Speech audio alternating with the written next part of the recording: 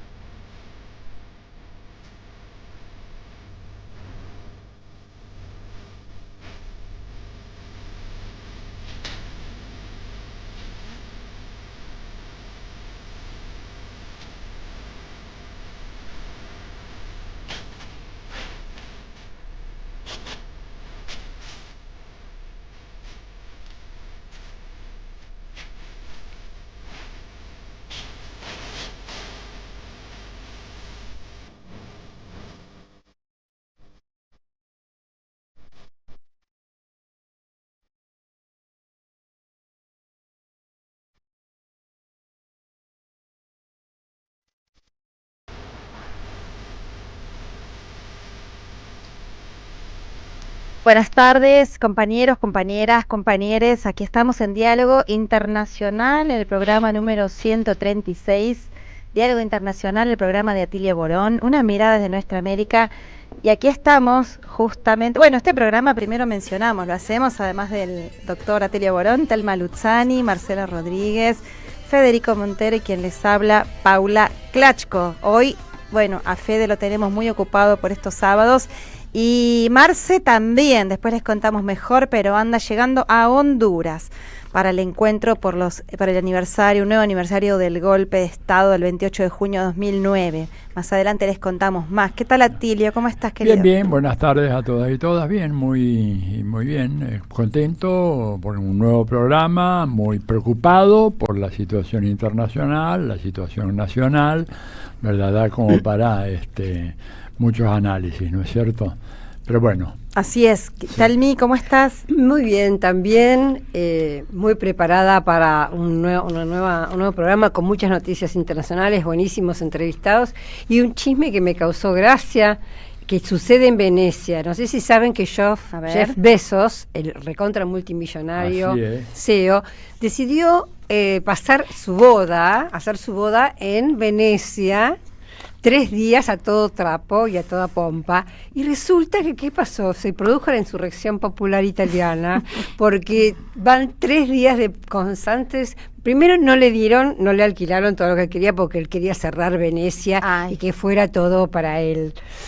Bueno, no le dieron el gusto, pero aparte parece que hay enormes manifestaciones populares en los 3 días en este lugar. Y me hizo acordar un poco aquella época, recuerdan ustedes, de principio del siglo XXI, de las movilizaciones llamaban globalización o mundialistas también, hemos y que se hacía en todos los lugares del mundo, Génova, por ejemplo, contra el FMI, en Ginebra. en Génova fue creo que una de las últimas porque allí hubo muertos, y también hubo, ¿por qué me acordé? Porque también hubo manifestaciones multitudinarias en La Haya a propósito del encuentro de la OTAN en esta semana. Entonces, pareciera que va pasando algo también en Europa, ¿no? Pareciera que la prensa no informó nada de las manifestaciones en contra pero de a la eso OTAN. estamos nosotros para decir lo que otros callan. Así es.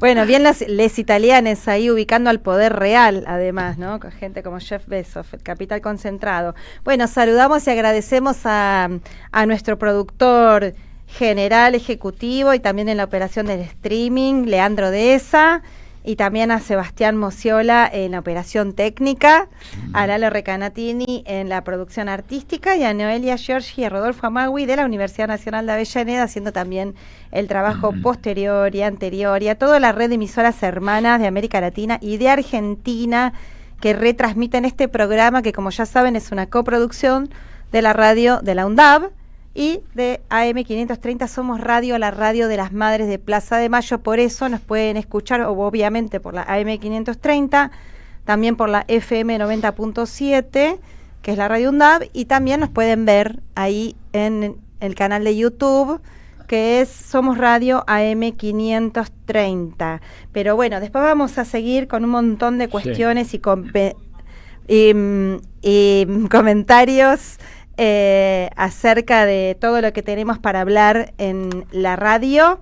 Solamente queremos llamar a que la gente participe para el sorteo, porque digo, ahora tenemos una entrevista que ya está ahí, nuestro entrevistado, para también temas que tienen que ver con lo que Telma recién decía, pero por eso rapidito le decimos que hoy vamos a estar sorteando un libro muy muy bueno, que ya lo hemos sorteado en otras oportunidades, pero que también tiene lamentablemente que ver con lo que vivimos, la cruel realidad que vivimos, del cual también Telma más después va a estar haciendo otros comentarios, que es justamente El goce de la crueldad, Argentina en tiempos de Milei, que es de autoría compartida con Juan Luis González, Carlos Rosansky, el padre Paco Oliveira, Rocco Corbone, también hay la compañera, la psicoanalista Nora Merlino, por supuesto. Así que llamen para tener la posibilidad de ganarse este libro que vamos a sortear. Y ya saben que el que gane el libro lo va a retirar por la librería Badaraco, que queda en la avenida Entre Ríos 921 de la ciudad de Buenos Aires. Y le agradecemos mucho a Jorge Gurbanov de la editorial Peñalillo Continentes, que el libro es de esa editorial y es que nos acerca para poder sortearlo. Así que ahora, sin más, después hacemos más comentarios de toda la tremenda semana que tuvimos en Argentina y en el mundo, pero ya tenemos a un entrevistado. Sí. ¿Querés presentarlo, Atilio? Sí, tenemos a Manolo Monereo en línea. Manolo es español, es abogado, es politólogo, analista internacional y gran amigo. Manolo, buenas noches allá en España. ¿Cómo te va? Hola, ¿qué tal? ¿Cómo andamos? Muy bien, Toda la vida. Muy bien, muy a gusto de escucharte y tenerte acá en nuestro programa, porque como te había anticipado, quería que nos dieras un panorama, cómo está el tema de la guerra en Ucrania en este momento, porque prácticamente eso ha desaparecido de los grandes medios y hay un interés muy grande en saber qué es lo que está pasando. Bueno, fundamentalmente lo que está ocurriendo es que hay una ofensiva sistemática en toda la línea del frente por parte de Rusia. El frente en la parte ucraniana da signos de agotamiento. Faltan equipos, faltan fuerza humana y sobre todo yo creo que hay una sensación de que las cosas en el plano internacional no le van bien, que el conflicto de Irán-Israel le ha quitado protagonismo y sobre todo le ha quitado instrumental para la guerra, y además que hay un cierto deseo, que nunca se sabe bien cuál es, por parte de Donald Trump de dar por concluida el conflicto de Ucrania lo antes posible, ¿no? Pero ahí se encuentra con varios problemas, ¿no? El primer problema es que la Unión Europea, por razones internas y externas, está empeñada en continuar la guerra, cueste lo que cueste en Ucrania, y por otro lado que la vida de Zelensky está cada día más en peligro, ¿no?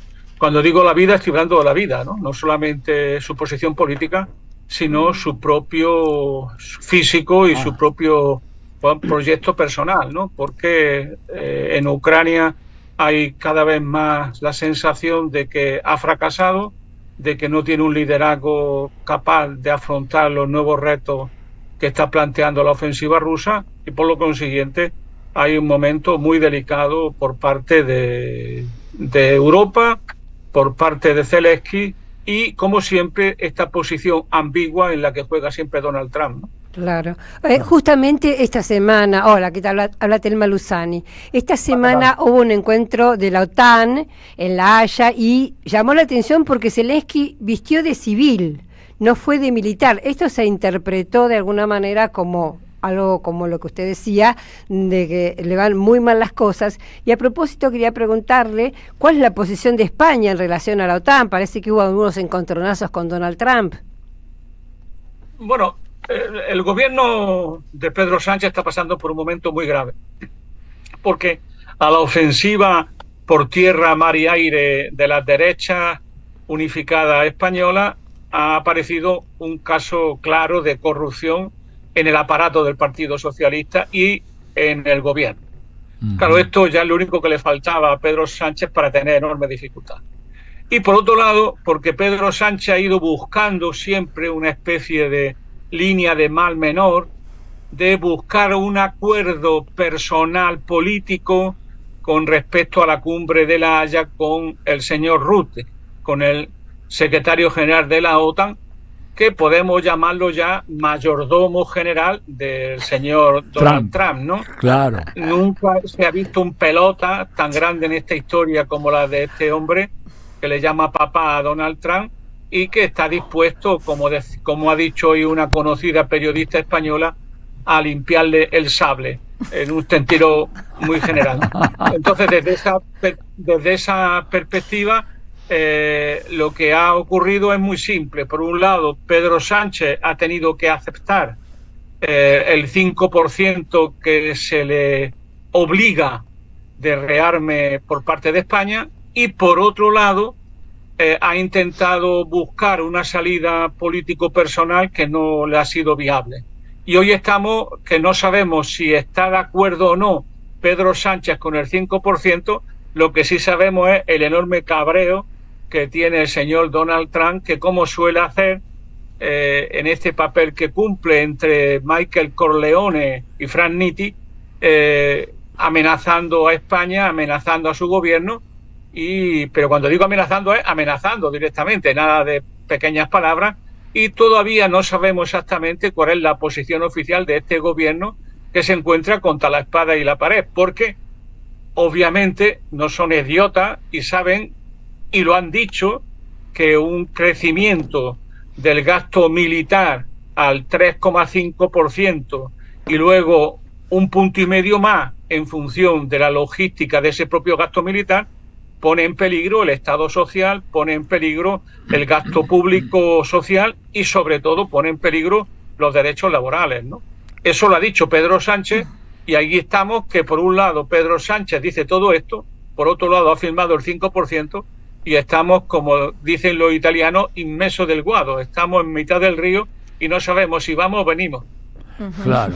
Ahora, de todas maneras, Sánchez ha dicho en reiteradas ocasiones que él no tiene condiciones de pasar a un 5% sin producir un descalabro del Estado social, que por cierto se encuentra ya en una situación un poco delicada en España, ¿verdad, Manolo?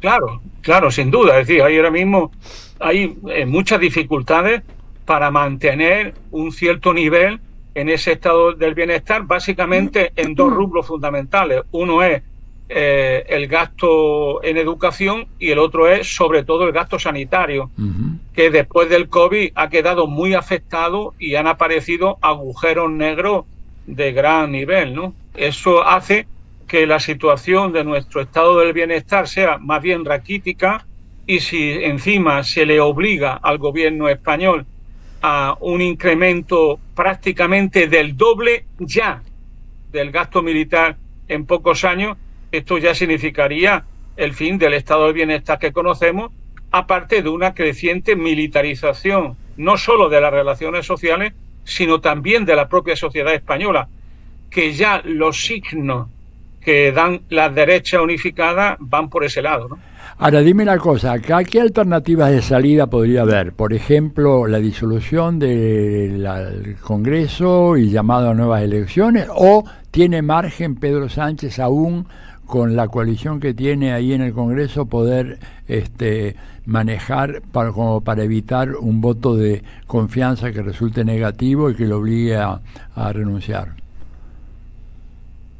Bueno, el margen de maniobra de Pedro Sánchez depende de hasta dónde lleguen los casos de corrupción, ¿no? Ajá. Y no lo sabe.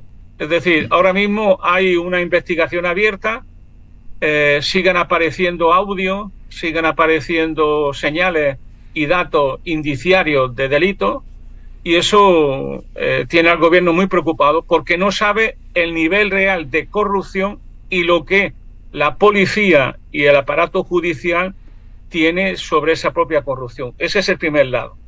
Eso significa que los próximos meses, cuando volvamos de vacaciones allá en septiembre, nos vamos a encontrar con una noticia diaria de corrupción, que eso no lo soporta casi ningún gobierno en condiciones democráticas. Y por otro lado, la mayoría que tiene Pedro Sánchez muy pillada, no solo por sus socios de gobierno, sino también y sobre todo porque tiene el apoyo de dos fuerzas políticas que son, digámoslo finamente, de centro derecha, como es el PNV vasco, el Partido Nacionalista Vasco, y como es el caso de la antigua Convergencia y Unión de Cataluña, que se llama Junts, ¿no? Que son dos equipos prácticamente de derecha, ¿no? Nacionalistas de derecha, sin los cuales no puede gobernar el Partido Socialista. Entonces, estos grupos son muy, pues digamos así, muy susceptibles, muy quisquillosos, muy sensibles a cualquier caso de corrupción, pero por otro lado tienen un problema como nacionalistas muy grave, ¿no?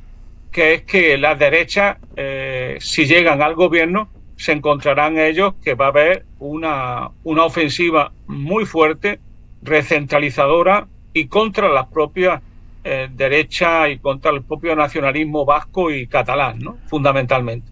Conclusión, que estamos en una situación muy complicada, que no sabemos dónde va a ir Pedro Sánchez, cuáles son sus movimientos y sobre todo porque le ocurre por primera vez un problema que no tenía antes, ¿no? Que es que tiene crisis interna y crisis en sus relaciones con el señor que manda, con Donald Trump y con la mayoría de la OTAN, que ha tomado un camino muy serio de refundación de la Unión Europea en clave militarista.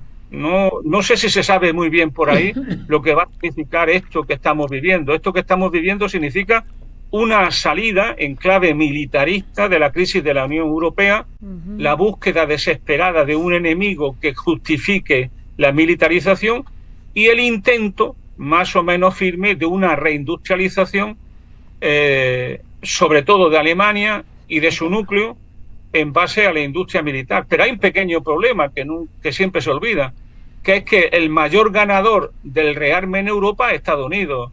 Claro. Es decir, Europa está pagando un impuesto revolucionario, por decirlo así, un impuesto revolucionario a Estados Unidos para que Estados Unidos salga de su crisis, para que supere sus déficits fiscales gemelos y sobre todo para que se reindustrialice su aparato militar.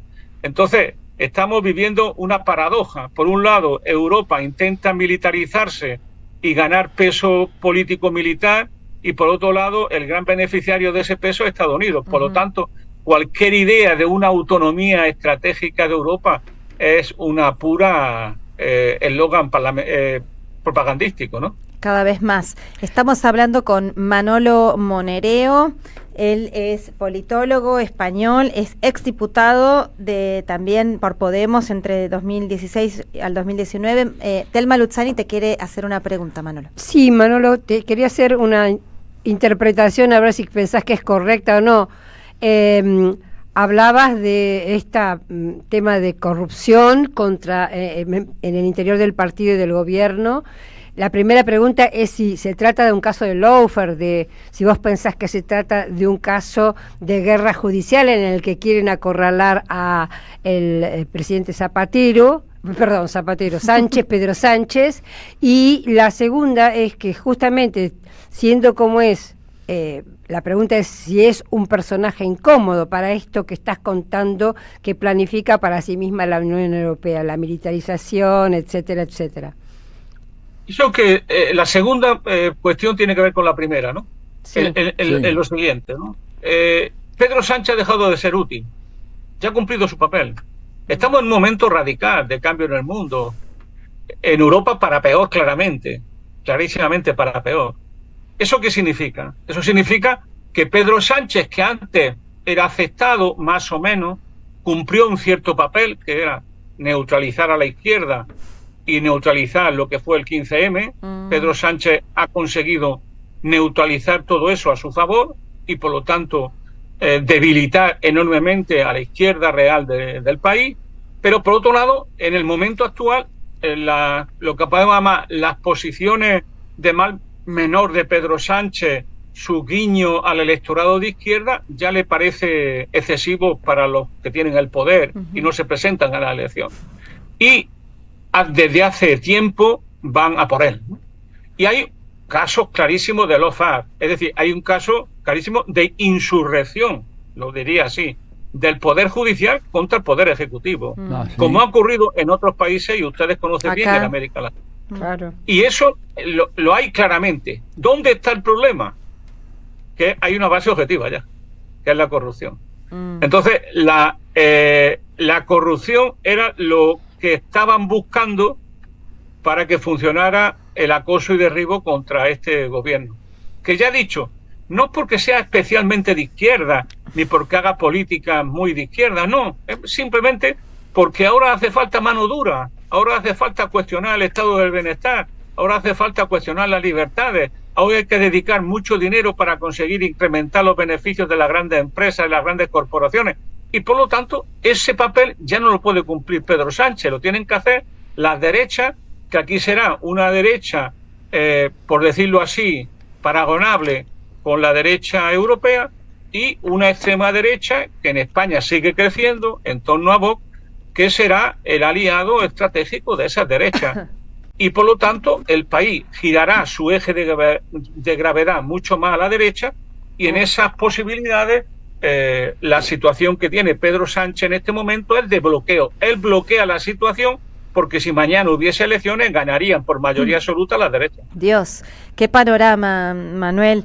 Ya que mencionás, ya estás diciendo, ¿no? Lo golpeada, se denotan tus palabras, lo golpeada que está lo que podemos llamar la izquierda en su diversidad en España, pero te podrías explayar. Yo tengo dos preguntas para hacerte. Voy primero con esta. ¿Cómo puedes describir a la izquierda, bueno, en su diversidad y también la de las comunidades autónomas y demás? Mira, el problema que tiene este país es que este país vivió una renovación democrática de masas.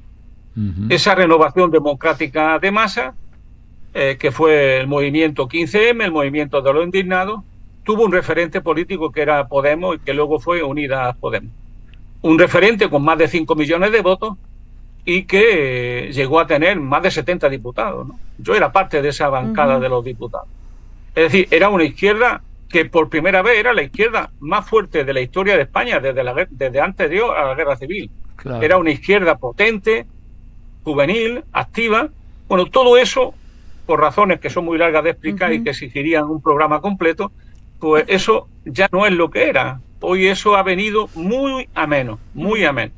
El Partido Socialista se ha reforzado en este proceso y lo que era la izquierda real a la izquierda del Partido Socialista se ha debilitado y fragmentado, hasta el punto que hoy hay como dos grandes fuerzas a niveles estatales, que es Sumar y por otro lado Podemos, que entre las dos pueden estar cerca del 8 o 10% del voto, y si van separadas prácticamente será un desastre colosal.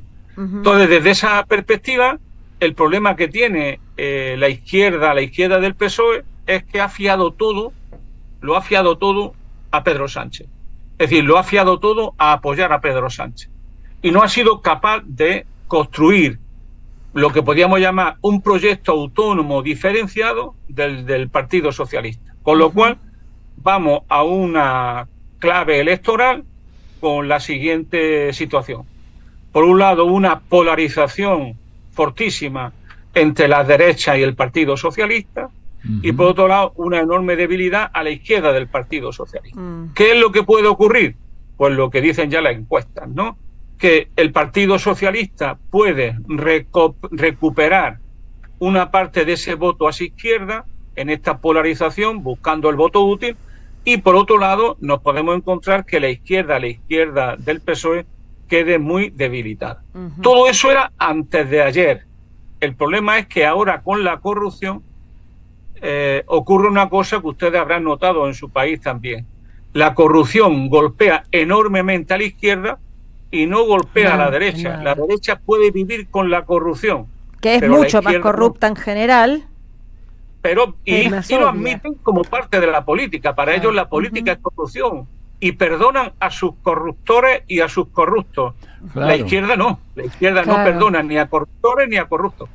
Y eso es lo que estamos viviendo en este momento. No sabemos qué va a ocurrir en lo que podemos llamar en la base social y electoral de las izquierdas cuando ha aparecido, después de este enorme proceso de caza y captura del gobierno y de Pedro Sánchez, no sabemos qué consecuencias va a tener electorales y nos tememos que va a tener consecuencias importantes. Claro, eso a nivel del reino, ¿no? Después por ahí me da la sensación que en la comunidad, en Cataluña o en el País Vasco, por ahí la izquierda no está tan débil. Pero te hago la siguiente pregunta, Manolo.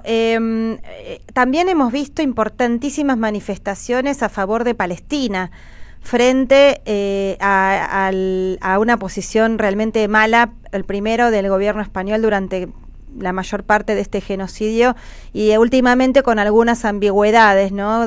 Con algunas posiciones que no llegan a romper como debería ser las relaciones con Israel ni a dejar de venderle armas, pero bueno, dando un poquito también con algunas críticas. Te pregunto sobre eso, la cuestión de Palestina, desde abajo, digamos, cómo están las movilizaciones en torno a eso y también las respuestas que tiene el gobierno. Y por otro, vos hablaste de que la OTAN necesitaba inventarse un enemigo para justificar este tremendo rearme que está teniendo lugar y esta salida militar. La pregunta es Irán? ¿Es Rusia? ¿Es lo que diga Estados Unidos? ¿Es lo que diga Israel? ¿Cuál va a ser o es ese enemigo, la construcción de ese enemigo? Bueno, eso. El enemigo está cantado, es Rusia. Es Rusia. Es casi como es un atavismo político-cultural, ¿no? Claro. En el imaginario, ¿no? Es el viejo atavismo de que vienen los bárbaros, que vienen los mongoles, que vienen los comunistas, que vienen los rusos. Es un viejo imaginario que funciona en la historia individual y colectiva de los pueblos en función de su situación geográfica, pero eso está cantado, que el enemigo es Rusia. Y llevan años trabajando muy eficazmente para esa enemistad, que es criminalizando a Putin y, por decirlo de otra manera, y demonizando a Rusia. El problema que hay ahí es muy, entre comillas, divertido, ¿no? Porque es también una paradoja. Por un lado, el señor Donald Trump viene a esta Europa a decirle a los compañeros que les dice, oye, tenéis que incrementar el gasto militar, les dice, y además hay que tratar a Rusia de otra manera. Y que por lo tanto hay que dejar siempre abierto un proceso de negociación. Por otro lado, le dice al señor Zelensky, le dice, oye, ten cuidado porque nosotros vamos a financiarte continuamente y no se te ocurra tomar determinadas decisiones contra Rusia, que eso haría una escalada y por lo tanto Rusia intervendría más activamente y nosotros no estaríamos de acuerdo. Es decir, hay un diferendo, una clara posicionamiento entre dos sectores dentro de la propia OTAN que se han visto con Donald Trump y que con él con el papá Donald Trump han estado trabajando este largo fin de semana. Por otro lado, Zelensky tiene una situación interna también muy preocupante y una ofensiva a fondo de Rusia que está ganando claramente lo que podemos llamar el combate estrictamente militar y lógico. Por otro lado está Israel. En el tema de Israel, muchas veces no entendemos una cosa que tiene mucha importancia, ¿no? Que es que Netanyahu no es un aliado de Estados Unidos. Netanyahu es un actor interno en la política norteamericana. Es decir, Netanyahu es el aliado estratégico, es el referente político y moral de los neocons norteamericanos desde hace 30 años. Y por tanto, Netanyahu tiene un poder enorme dentro de Estados Unidos, dentro del Partido Republicano y hasta en la familia de Donald Trump. Entonces, desde esa perspectiva, la guerra, a mi juicio, fracasada que ha llevado hacia adelante Netanyahu, esa guerra insisto, fracasada, se ha seguido en Europa con distintas tonalidades, ¿no? Pedro Sánchez, como siempre, nadando y guardando la ropa, ¿no? O sea, por un lado criticando firmemente a Israel, sobre todo en Gaza, por otro lado, sin embargo, siguiendo comerciando con Israel y siguiendo vendiendo el armamento, eso no hay ninguna duda, y muy complicada la relación con el Estado de Israel, porque elementos de la seguridad española dependen mucho directamente de Israel. Algunos que afecta hasta al propio presidente. Eso por un lado, que tiene que ver con la operación Pegasus. Y por otro lado, lo que hay es, por parte de Europa, un apoyo firme y descarado a favor de Netanyahu en esta combate contra Irán, y más suave en el tema de Gaza, pero nunca hasta llegar a una crítica pública y mucho menos cualquier intento de exigir sanciones o pronunciamientos más duros. Por lo tanto, Europa sabe perfectamente que el papel que tiene Netanyahu en la zona es claro y distinto. Es la vanguardia armada del occidente colectivo en una zona de grandísima importancia estratégica. Y eso también lo respeta el señor Pedro Sánchez. ¿Qué ocurre? Que en España una de las cuestiones que más nos sorprenden es que siempre ha habido un gran movimiento pacifista en España, un movimiento pacifista de masas. Eso ya no existe, al menos con la fuerza que tuvo en otro momento. Y es cierto que ha habido movilizaciones, pero las movilizaciones que hemos vivido contra el genocidio o el etnocidio israelí sobre Palestina no tienen las dimensiones que han tenido en otro momento. Eso es también aquello que yo antes le decía, ¿no? Pedro Sánchez ha cumplido un papel. Uno de ellos es neutralizar el conflicto social y a los movimientos sociales, que es siempre la gran paradoja de la socialdemocracia cuando gobierna. Apoya a la oposición social cuando está en la oposición, pero sin embargo, una vez que está en el gobierno, desmoviliza. Con lo cual, por cierto, favorece más a la derecha, que les deja simplemente la calle, que es un poco lo que ha pasado ahora en España. Tenemos un gran proceso de desmovilización social, de desmovilización de la propia izquierda política y cultural, de una ofensiva general de la derecha, en la calle también, y claro, eso hace que vivamos en un momento bastante duro y difícil, porque no se ve salida a una crisis de gobierno previsible y, por otro lado, a una ofensiva de la derecha que, con mucha claridad puedo decir que están en la paralegalidad, cuando no abiertamente en la ilegalidad. Claro. Bueno, me parece que tenemos un panorama muy completo. No sé si acá Telma o Paula tienen una última pregunta breve para Manolo, pero creo que nos ha dado una... No, yo lo único que me sorprende, escuchándolo a Manolo, algunos paralelos con la Argentina en cuanto a la desmovilización, en cuanto a, bueno, por supuesto, esta embestida de la derecha. Nosotros, bueno, ciertamente estamos mucho peor. Y nada, despedirme, ojalá que... Pedro Sánchez se ha caracterizado porque se ha salvado varias veces. Es un sobreviviente. Ojalá. Es un sobreviviente nato. Así que tal vez esta vez también encuentre una salida que no sea la de la ultraderecha. A mí me gustaría. Lo que ocurre es que cualquier salida por parte del actual gobierno tendría que ser muy claramente hacia la izquierda. Y eso chocaría abiertamente con el propio Partido Socialista. No olvidemos que la ofensiva contra Pedro Sánchez la encabeza Felipe González y Alfonso Guerra. Claro. Eso no son palabras pequeñas, del Partido Socialista. Dos personajes siniestros, ¿verdad? PSOE, por lo menos daño le hicieron al vistos PSOE. desde América Latina, que han hecho un daño enorme y se han convertido directamente en lobistas de las grandes empresas españolas, sobre todo Felipe González, que acá en la Argentina, digamos, recuerdo yo muy claramente, cuando se estaba derrumbando el gobierno de la Rúa, se tomó un avión, se vino acá simplemente para pedirle a de la Rúa, mientras estaban matando a gente en Plaza de Mayo, que tuviera cuidado y que las empresas españolas no fueran molestadas ante esa situación crítica. Así que imagínate. Bueno, Manolo, vamos a estar en contacto como siempre, muchas gracias. A ver, una pregunta, ¿has modificado un poco el tono medio pesimista de ese libro que escribiste sobre hacia la Tercera Guerra Mundial? Sí, exacto, no, ahí con Paquito. Desgraciadamente no, es más, te puedo decir que tengo hasta dudas si el título en interrogante es verdadero o no. O sea, tengo la impresión de que, como aquel célebre libro de Clark sobre sonámbulos, cada vez nos acercamos con más fuerza a escenarios que donde podemos, el no majestático, donde los que mandan pueden perder el control. Y yo creo que si algo tiene de negativo Donald Trump, aparte de las políticas que te defiende, es que como es un ser imprevisible, eso genera incertidumbre y sobre todo los actores fundamentales, que muchas veces son secundarios, pero que pueden ser fundamentales, les dejan una situación, yo diría, de inseguridad permanente. Pongo dos ejemplos, que es Netanyahu y Zelensky.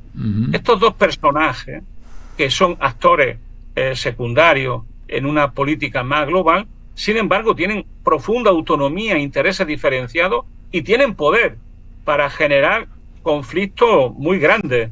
Sí, y no sé hasta qué punto no podrán en algún momento esto o otro, cualquier actor secundario, tener un papel principal en una película donde ellos no son los actores protagónicos, ¿no? Claro. Bueno, esperemos que la historia sea compasiva con nosotros. Un gran abrazo, Manolo, hasta muy pronto.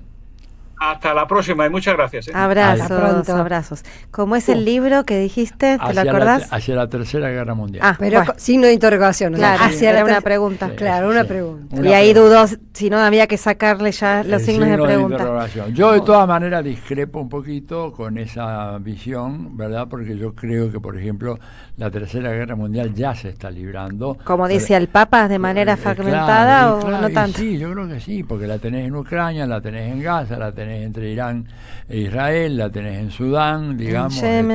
Lo que pasa es que el problema acá es si hay un salto desde esta guerra, que todavía es guerra convencional, a una guerra termonuclear. En cuyo caso ahí no queda títere con cabeza. Esto quiere decir una guerra nuclear pondría seriamente en cuestión la supervivencia de la especie humana, como después vamos a ver, hay un audio muy interesante que vamos a escuchar enseguida, que va en esa tiene dirección. 15 años, pero parece que hecho ayer. Así es. De total actualidad. Bueno, vamos a una tanda, quédense ahí que enseguida volvemos con más Diálogo Internacional. Diálogo Internacional, hasta las 20 en AM530. Somos Radio. Somos Radio. AM530. El destino de tus vacaciones está en Turismo Cabal. Viví los momentos que querés, con viajes armados a tu medida, con las mejores ofertas y los paquetes que buscas, con más de 35 años de experiencia. Entra en www.turismocabal.com.ar y encontrá las vacaciones que necesitas. Turismo Cabal. Seguridad en viajes. Destinada a la cartera de consumo. Más información en www.turismocabal.tour.ar. Hijos del trabajo, proletarios y cofrades, masones aceptados, levadura del barrio portuario, que anidáis por acá solapados. Opereta de los bandoleros, de Hugo Chumbita, versión y dirección Claudio Gallardú. La fabulosa historia de los bandidos rurales argentinos. Teatro del Pueblo, La Valle 3636. Domingos 20 y 30, entradas por alternativa. Alimentos cooperativos. Producción y comercialización de productos cooperativos y de agricultura familiar. Envíos a todo el país. Por pedido, envía tu mensaje al 11 34 31 2928. Seguinos en Instagram como @alimentoscooperativos. Le hicieron la prueba y tiene SIDA, se lo diagnosticaron. ¿Viste? Te dije que tiene el bicho. Si el flaco vive de joda en joda. Los primeros casos fueron registrados en 1981. Desde ese momento, el mundo se conmocionó. Todos los ojos apuntaron a las personas con VIH. Pero nadie reparó en la otra pandemia que se gestaba en silencio. Ni antes ni ahora se habla de la pandemia del odio. Igual, con su cuerpo, lo que quiera. Sí, pero pone en riesgo al otro. Al día de hoy, el estigma y la discriminación vulneran los derechos de las personas con VIH. Y además sigue siendo la primera barrera de prevención, el diagnóstico y el tratamiento. El VIH no mata. El estigma y la discriminación, sí. Por una Argentina inclusiva, un proyecto de alcance nacional realizado por Amar Córdoba, Fundación por una Sociedad Empoderada de Lanús, Fundación Rumbos de Ramallo, Redes Nuevas Fronteras de Mendoza y Red de Personas Viviendo con VIH de Mar del Plata. El sabor que te acompaña es Café Bantú, el aroma en la mañana de Café Bantú, Bantú. La patria no se vende, con Carlos Polimeni. Un espectáculo de radio, historia, política, poesía y música en vivo. Y esto es para ti. Sábado 5 de julio a las 21 en El Pulqui Bar, Avenida Entre Ríos, 484, Ciudad de Buenos Aires. Entradas en alternativateatral.com. Los esperamos. La patria no se vende, la patria se defiende. Produce Don Narciso. Auspicia AM 530. RCT, Club Vacacional, Spa y Playa en Chapalmalal. Es tiempo de compartir. Compartir el relax, el disfrute, los deportes, exquisita gastronomía y el descanso. Departamentos, spa y playa entre el campo y el mar. Es tiempo de compartir la vida. RCT, Club Vacacional y Spa. Reservas @rct.coop. 54 911 4097 3030. Web rct.coop.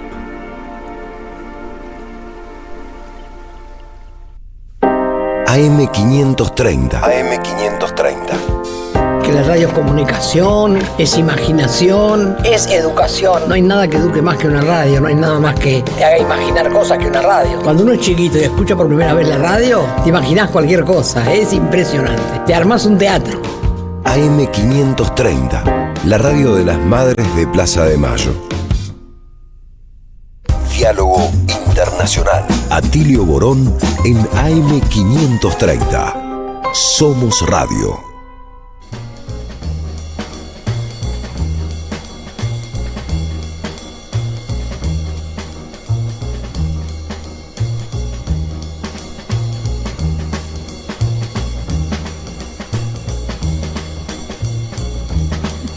Seguimos en Diálogo Internacional, una mirada de nuestra América, y queremos decirles antes de continuar con temas tan álgidos. Ahora vamos a entrar con la columna de Telma, vamos a ver tema Brasil en un rato con un súper entrevistado, vamos a ver también tema Colombia y la reforma laboral con otra importante entrevistada, pero queremos decirles que además del sorteo del libro, hoy vamos a sortear nuevamente un par de entradas para el... ¿Qué decís? No, 2 pares de entradas para el invierno. Tenés razón, del oso. 2 pares. 2 pares. Ahí está, muy bien. Decile vos. Bueno, 2 pares de entradas para ver la obra de Manuel Santos Inurrieta en el Centro Cultural de la Cooperación, el sábado, los sábados, el que viene, ya no 2 pares de entradas para ver El invierno del oso, Crónicas antifascistas de Stalingrado. Excelente obra, donde además actúa el tremendo Atilio. Bueno, me hacías así, yo pensé que me hacías la B de la Victoria, qué sé yo. Claro, son 2 pares de entradas para el sábado que viene. Claro, así que también, además del libro que estamos sorteando, El goce de la crueldad, pueden participar, avisen que quieren, si quieren las entradas o si quieren el libro. Bueno, y también les comentamos que esta semana, que es la verdad que hay mucha movilización en la Argentina.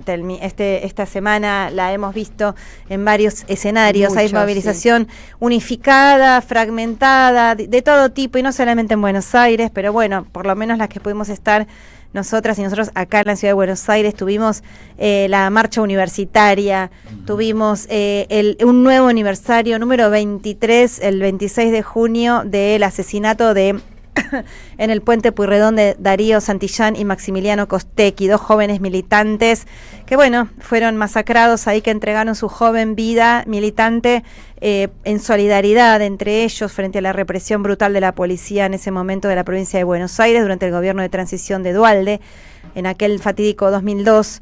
Y hubo un evento, realmente felicitamos al Frente Popular Darío Santillán y un montón de organizaciones que estuvieron en ese festival maravilloso, donde hubo bandas, tocó la Delio Valdés, Ñeri, bueno, un montón de cantantes, había mucha gente joven.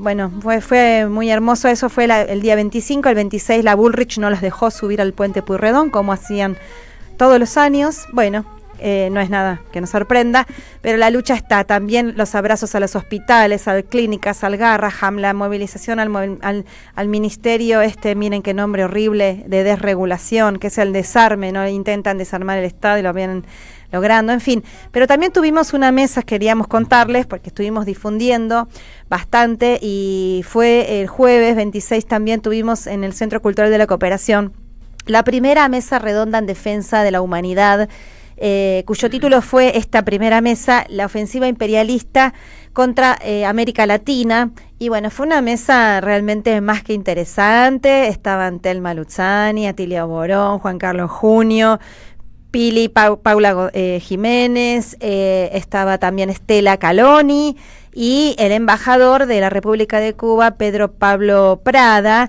Eso en la mesa, yo también estaba participando y tuvimos la sala llenísima. A reventar, no entraba la gente. Impresionante. Gente sentada en el piso, en las escaleras, sí. Toda gente, sí, hermosa. Y queremos mencionar especialmente aquí en nuestra radio de las Madres de Plaza de Mayo que tuvimos el enorme honor de que nos acompañe Carmen Arias, la presidenta de la Asociación Madres de Plaza de Mayo. Fue hermoso tenerla a ella en representación de las madres. Ahí nos daba, no sé, una mística, un halo de fuerza, de resistencia, de lucha impresionante. Y también estuvo el papá de Pablo Grillo, Fabián Grillo, también dando unas palabras. El fotógrafo atacado por Bullrich, ¿no? Sí, que salvó por su un policía, pero por la política brutal y violenta de la Bullrich, que le ordena a los policías que nos tiren los gases lacrimógenos a matar o a los ojos, o bueno. Y también abrió esta mesa redonda la hermosísima cantora Patricia Malanca, con unos tangazos bien alto ahí arriba. Así que bueno, fue una tarde muy linda y les queremos decir que está ahí en el canal de Nodal. Esto lo organizamos la Red de Intelectuales y Artistas en Defensa de la Humanidad. Y claro, Nodal, se puede ver todo otra vez por Nodal, y aparte va a haber más mesas. Y aparte va a haber muchas más mesas. Esta actividad se va a hacer aproximadamente cada 2 meses, ya les vamos a ir informando. Vamos a cambiar las temáticas de las mesas redondas y también, por supuesto, a las y los especialistas que van a ir participando en esas mesas. Así que ya saben, por el canal de YouTube de Nodal pueden acceder y ver y escuchar toda esa maravillosa mesa. Y bueno, donde Cuba estuvo tan presente, digo Cuba porque ahora queremos, retornando a los temas del programa.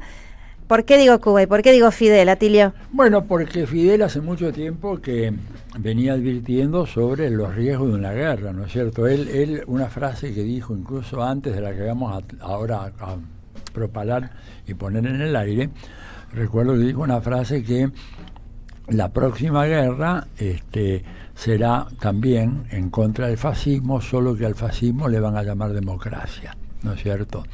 Y ya más recientemente, recordemos que él se accidenta en el 2006, tiene una larga recuperación porque tuvo una serie de complicaciones de salud. Recién las primeras visitas que Fidel recibió fueron en el año 2009.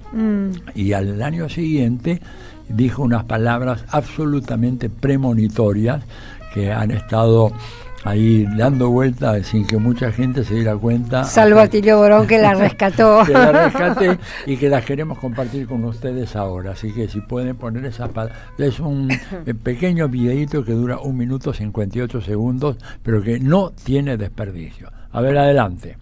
Hoy existe un riesgo inminente de guerra con empleo de ese tipo de armas. Y no albergo la menor duda de que un ataque de Estados Unidos e Israel contra la República Islámica de Irán se tornaría inevitablemente en un conflicto nuclear global. Los pueblos están en el deber de exigir a los líderes políticos su derecho a vivir.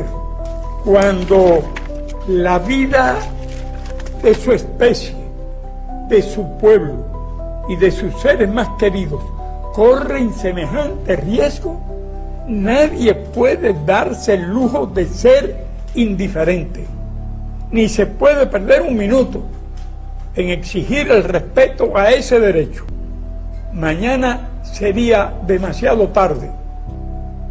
El propio Albert Einstein afirmó textualmente: no sé qué armas se utilizarán en la Tercera Guerra Mundial, pero en la Cuarta Guerra Mundial usarán palos y piedras. Sabemos lo que quiso expresar y tenía toda la razón, solo que no existirían ya quienes manejen los palos y las piedras. Habría daños colaterales, como afirman siempre los líderes políticos y militares norteamericanos, para justificar la muerte de personas inocentes. En una guerra nuclear, el daño colateral sería la vida de la humanidad. Tremendo. Impresionante. Es muy emocionante. Esto es del año 2010. Hace exactamente 15 años que Fidel, con esa clarividencia tan tremenda que siempre tuvo, bueno, alertaba sobre el ataque, ¿verdad?, a Irán, que estuvo ahí de no terminar en una especie de apocalipsis nuclear, ¿no es cierto? Parece que hubiera venido del futuro. Sí. ¿No es cierto? Porque siempre anuncia cosas que van a pasar tanto tiempo después. Es impresionante, es tan emocionante, ¿no? Bueno, y ahora ya entonces, todo que ver con esto, vamos con la columna de Telma Luzzani. Yo quería un poco evaluar esto que pasó. Voy a decir muy sucintamente, el primer ataque fue de Israel a Irán el 13 de junio, fue totalmente ilegal y sorpresivo, y hubo la respuesta correspondiente a Irán, que demostró la primera cosa importante, y es que Israel no solo no es invencible, sino que además es vulnerable. La última oleada de misiles, cerca del 50% de los medios defensivos de Israel no funcionaron. El 50% no funcionó. Es decir, realmente Israel se ha demostrado que no tiene esa capacidad que dice tener, aunque sí sabemos que tiene ojivas nucleares y no deja que los inspectores de la Organización Internacional de Energía Atómica vaya a investigar. Como si lo hace Irán. Como si lo hace Irán. Esto requirió que Estados Unidos tuviera que intervenir, intervino en 3 bases nucleares, centros nucleares pacíficos, porque está demostrado que Irán no construyó la bomba atómica, pero sí desarrolla científicamente lo nuclear, obviamente, contra 3 centros científicos. El de Fordow es el más importante de ellos. Y esto también reveló otra cosa, y es que Irán, si bien no tiene la bomba atómica, está dispuesta a defender su soberanía de gran, digamos, como de lugar, y tiene los medios para ello. No, por supuesto, contra Estados Unidos, pero sí contra Israel, y no se ha quedado quieta, decidió responder. Y acá viene lo interesante, ¿no? Me parece, para este momento, para analizar, y es la manera en que responde Irán. Porque Irán responde de una manera moderada, como también hizo en algún momento contra Israel en otras ocasiones. ¿Qué quiere decir moderada? Quiere decir que anunció, que le advirtió a Estados Unidos anticipadamente que iba a tener ataques a algunas de sus bases, de las bases norteamericanas en la región. Por eso Estados Unidos tuvo tiempo de evacuar a algunos de sus funcionarios y militares en la zona y no hubo ningún tipo de daño humano. Y lo segundo, el tipo de arma que usó misiles de corto y mediano alcance, que también son, al lado de las que estaban usando Estados Unidos e Israel, no son de gran intensidad. Y esto, algunas hipótesis sobre esto, y también que ataca, y también lo que vos decís, que ataca objetivos militares. Claro, no ataca objetivos militares. Exactamente, muy importante lo que decís. Entonces yo me hice una lista, ¿no?, de qué reveló estos 12 días de guerra.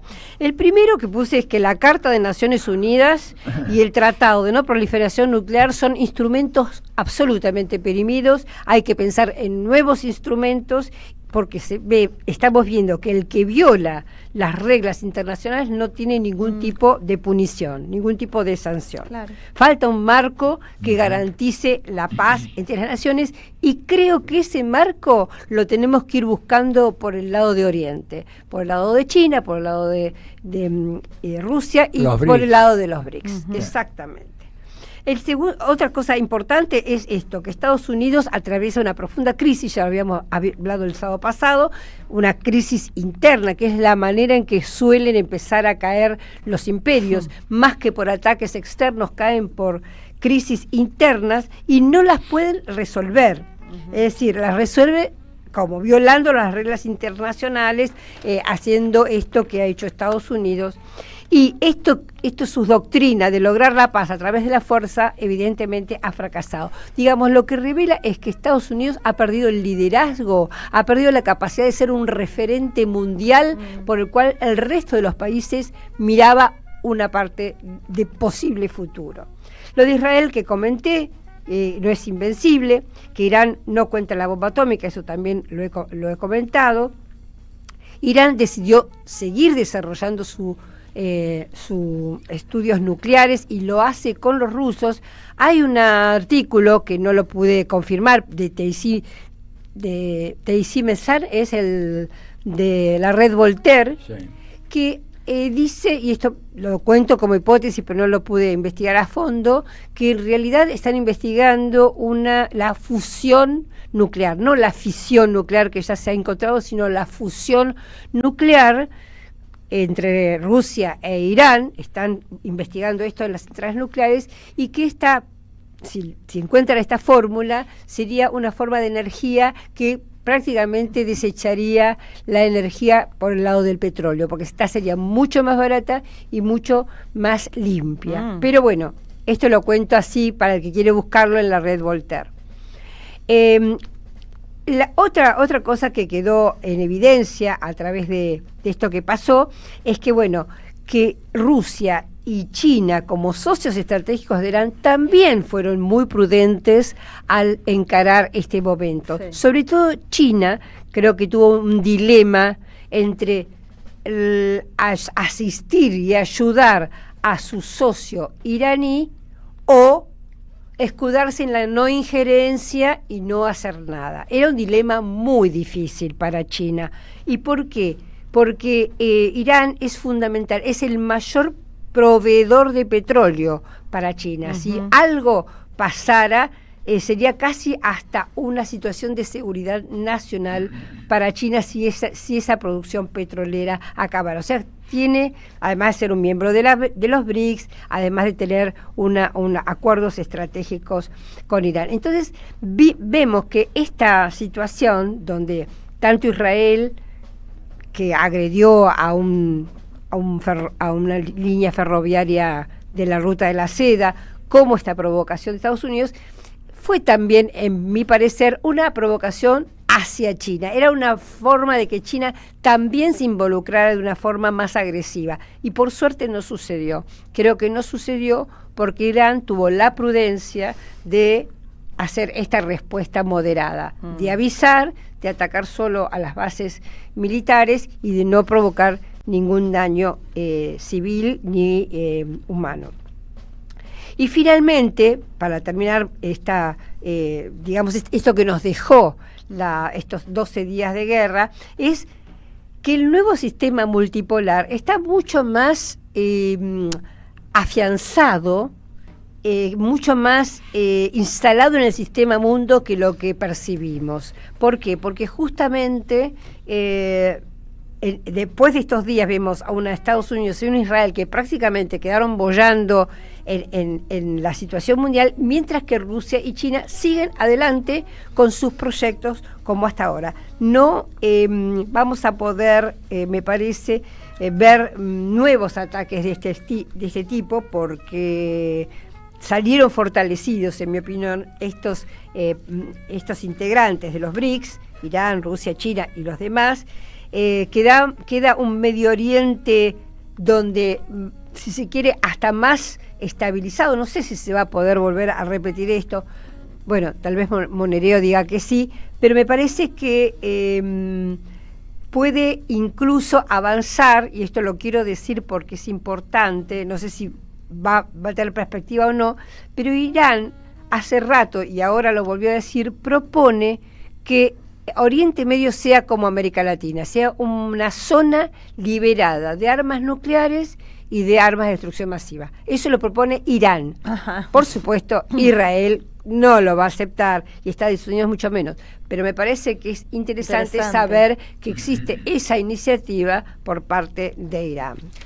Wow, Telma, qué profundo. Y una cuestión también, estaba la amenaza de cerrar el estrecho de Hormuz, que también es donde pasa un enorme porcentaje de... pero a China no le conviene. Claro, eso te iba a preguntar. A China no le conviene, primero porque Irán es proveedor, como vos acabas de decirte, de China. Pero además también yo pensé al propio Irán. Y sí, pareciera que si eso se lleva adelante, armaría realmente un colapso a nivel económico internacional que perjudicaría prácticamente a todos.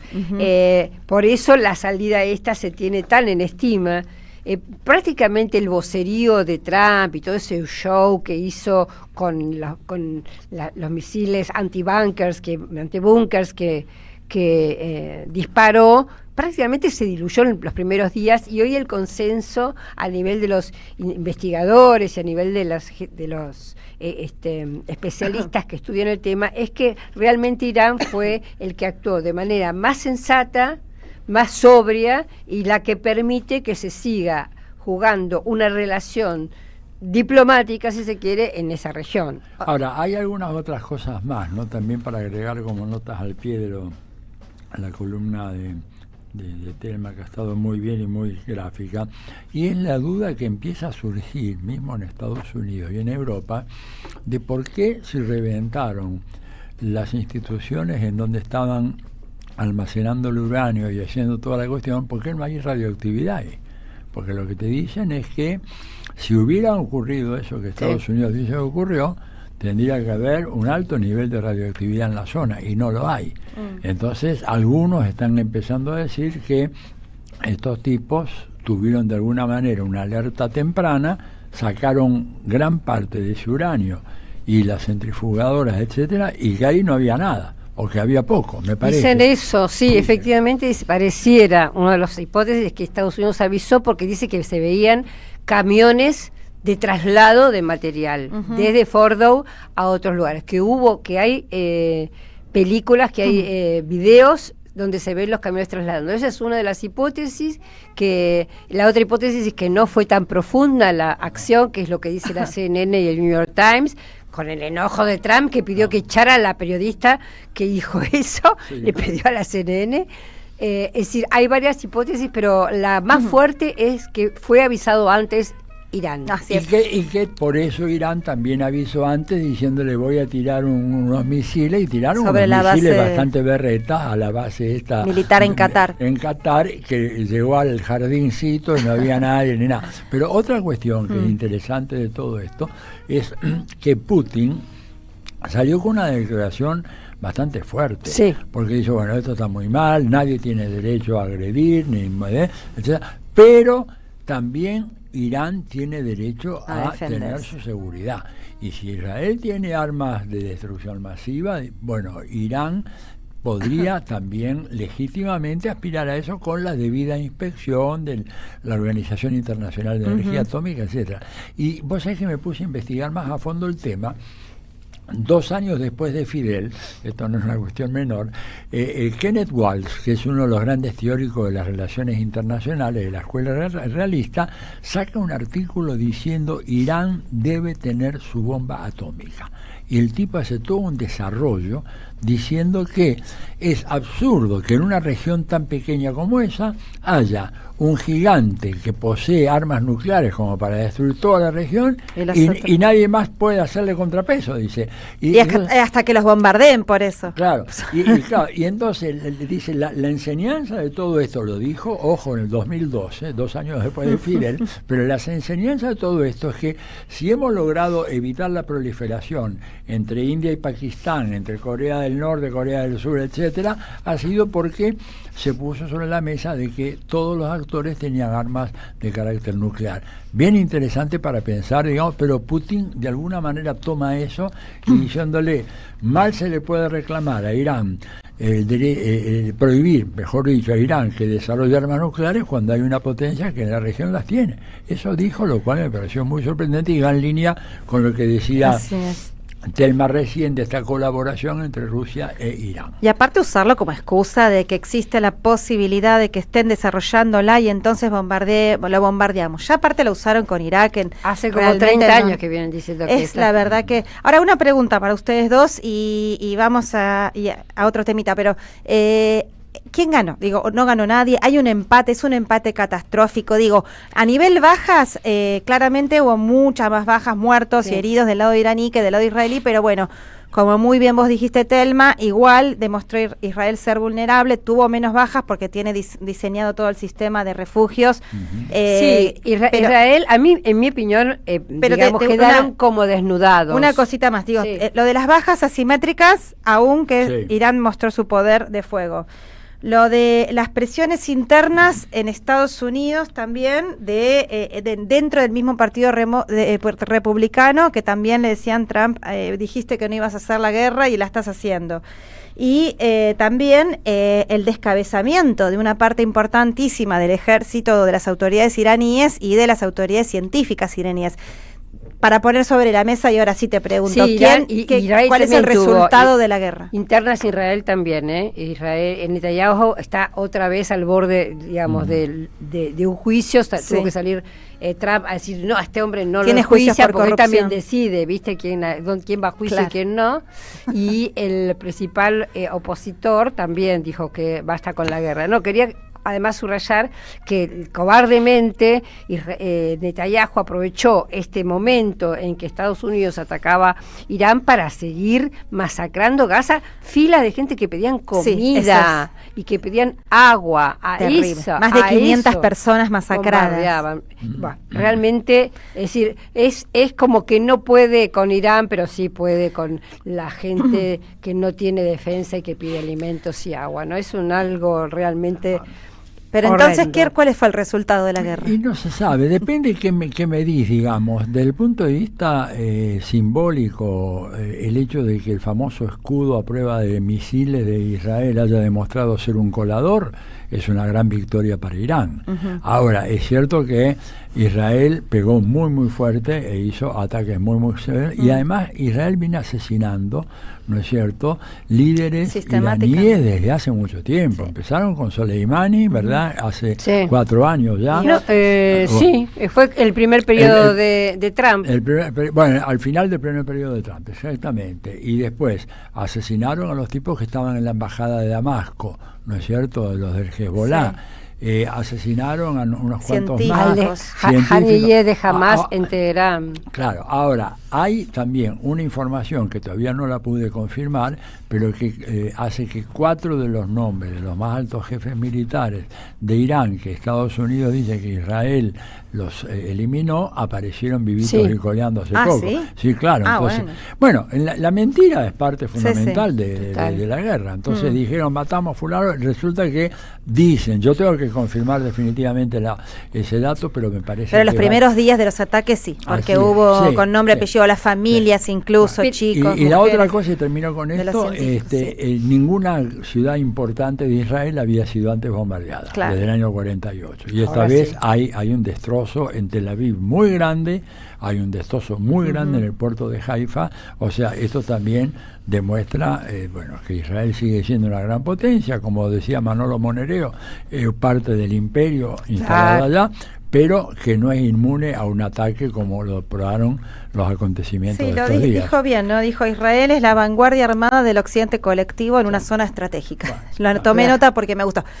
Bueno, vamos, es importante esto, y ya tenemos al próximo entrevistado, pero es importante esta carta que nos va a contar ahora Telma. Porque en todo esto que estamos hablando, lamentablemente, el gobierno argentino ha tomado partido como si tuviéramos algo que ver con la región, con Irán, con el desarrollo nuclear, etcétera, o con las bombas antibunkers, no sabemos. Bueno, nosotros sabemos que lamentablemente nuestro presidente ha hablado abiertamente a favor de Israel, en contra de Irán, etcétera, y hay un grupo muy importante de argentinos. Está Tati Almeida, nuestra querida madre de Plaza de Mayo, está Adolfo Pérez Esquivel, nuestro premio Nobel de la Paz, muchísimos, Hugo Yasky de la CTA, está también Carlos Raimundi, que ha sido embajador en la OEA, Jorge Tayana, que ha sido canciller y ha sido ministro de Defensa. Bueno, las firmas son innumerables, y lo que firman es un documento que se llama No en nombre de los argentinos y las argentinas. Los abajo firmantes expresamos nuestro profundo rechazo ante la irresponsable política exterior desplegada en el gobierno de Javier Milei, que rompe con una tradición histórica de neutralidad y respeto a la autodeterminación de los pueblos. Entre otras cosas, dice que la reacción que ha tenido nuestro gobierno, desgraciadamente, siguiendo los pasos de los mandatarios Donald Trump y a favor de Benjamín Netanyahu, esta relación de sometimiento, dice, a intereses externos resulta más grave en la medida en que carece en absoluto de consenso por parte de nuestra sociedad, que todavía tiene fresco en su memoria el papel que jugó el gobierno de Estados Unidos durante la Guerra de Malvinas y su responsabilidad en la triste historia de las dictaduras que ensangrentaron a nuestro continente. Y sigue. Vale la pena que la busquen, para que la busquen y la lean, no, por supuesto, ahora no, pero es importante. Es muy importante, no en nombre de los argentinos y las argentinas. Y quienes la firman, que han ocupado cargos de altísima responsabilidad representando a la Argentina en el mundo, tienen esa voz autorizada para... Funcionarios de derechos humanos, desde ya, de la política, de trabajadores, de la docencia, científicos del CONICET, todo tipo de realmente de personas, de argentinos y argentinas que valoran la vida, ¿no? Así es. Bueno, ahora Telma y Atilio, querides, vamos a virar hacia nuestra región, hacia nuestra América. Nos metemos ya de lleno, porque ya está nuestro próximo entrevistado en línea. Nos metemos con Brasil, porque ni más ni menos que hubo un motín judicial contra Lula. Telma, ¿querés presentar vos a nuestro próximo entrevistado? Como no, es un queridísimo amigo, compañero y un gran colega que creo que es la persona que más sabe sobre Brasil, en Brasil y en América Latina. Es Darío Piñotti. ¿Cómo estás, Darío? Ay, no se te escucha. A ver, un momento, ahí estás. Ahora sí, te escuchamos bien, Darío. Muy agradecido por el inmerecido comentario. Les mando un abrazo, buenas noches y estoy a disposición para conversar con ustedes. Bueno, contanos un poco para que los argentinos y argentinas entendamos esto que pasó en el Parlamento. El título que aparece acá en Argentina es Motín contra el presidente Lula. ¿Qué pasó? ¿De qué se trata? Es un título a primera lectura sensacionalista, pero en rigor muy apegado a la realidad. Terma, Paula y Atilio, no sé si escucharon mi saludo de buenas noches. Sí, claro que sí. Porque, por cierto, estamos a un poco más de un año de las elecciones en las que el presidente Luis Ignacio Lula da Silva buscará su cuarto mandato en un proceso electoral marcado por una alternativa que tampoco merece descripciones muy neutrales. Estamos otra vez ante la alternativa democracia o régimen autoritario / dictadura, porque el bolsonarismo sigue blandiendo armas en el sentido político y en el sentido literal de la palabra, y este levantamiento del Congreso, donde precisamente la ultraderecha bolsonarista lleva las de ganar en alianza con una derecha que algunos observadores se empecinan en llamar moderada, y esta actitud demuestra que no lo es, le dieron una bofetada al presidente Luis Ignacio Lula da Silva para colocarlo en perspectiva histórica. Desde 1992, durante el gobierno del entonces presidente Fernando Collor de Mello,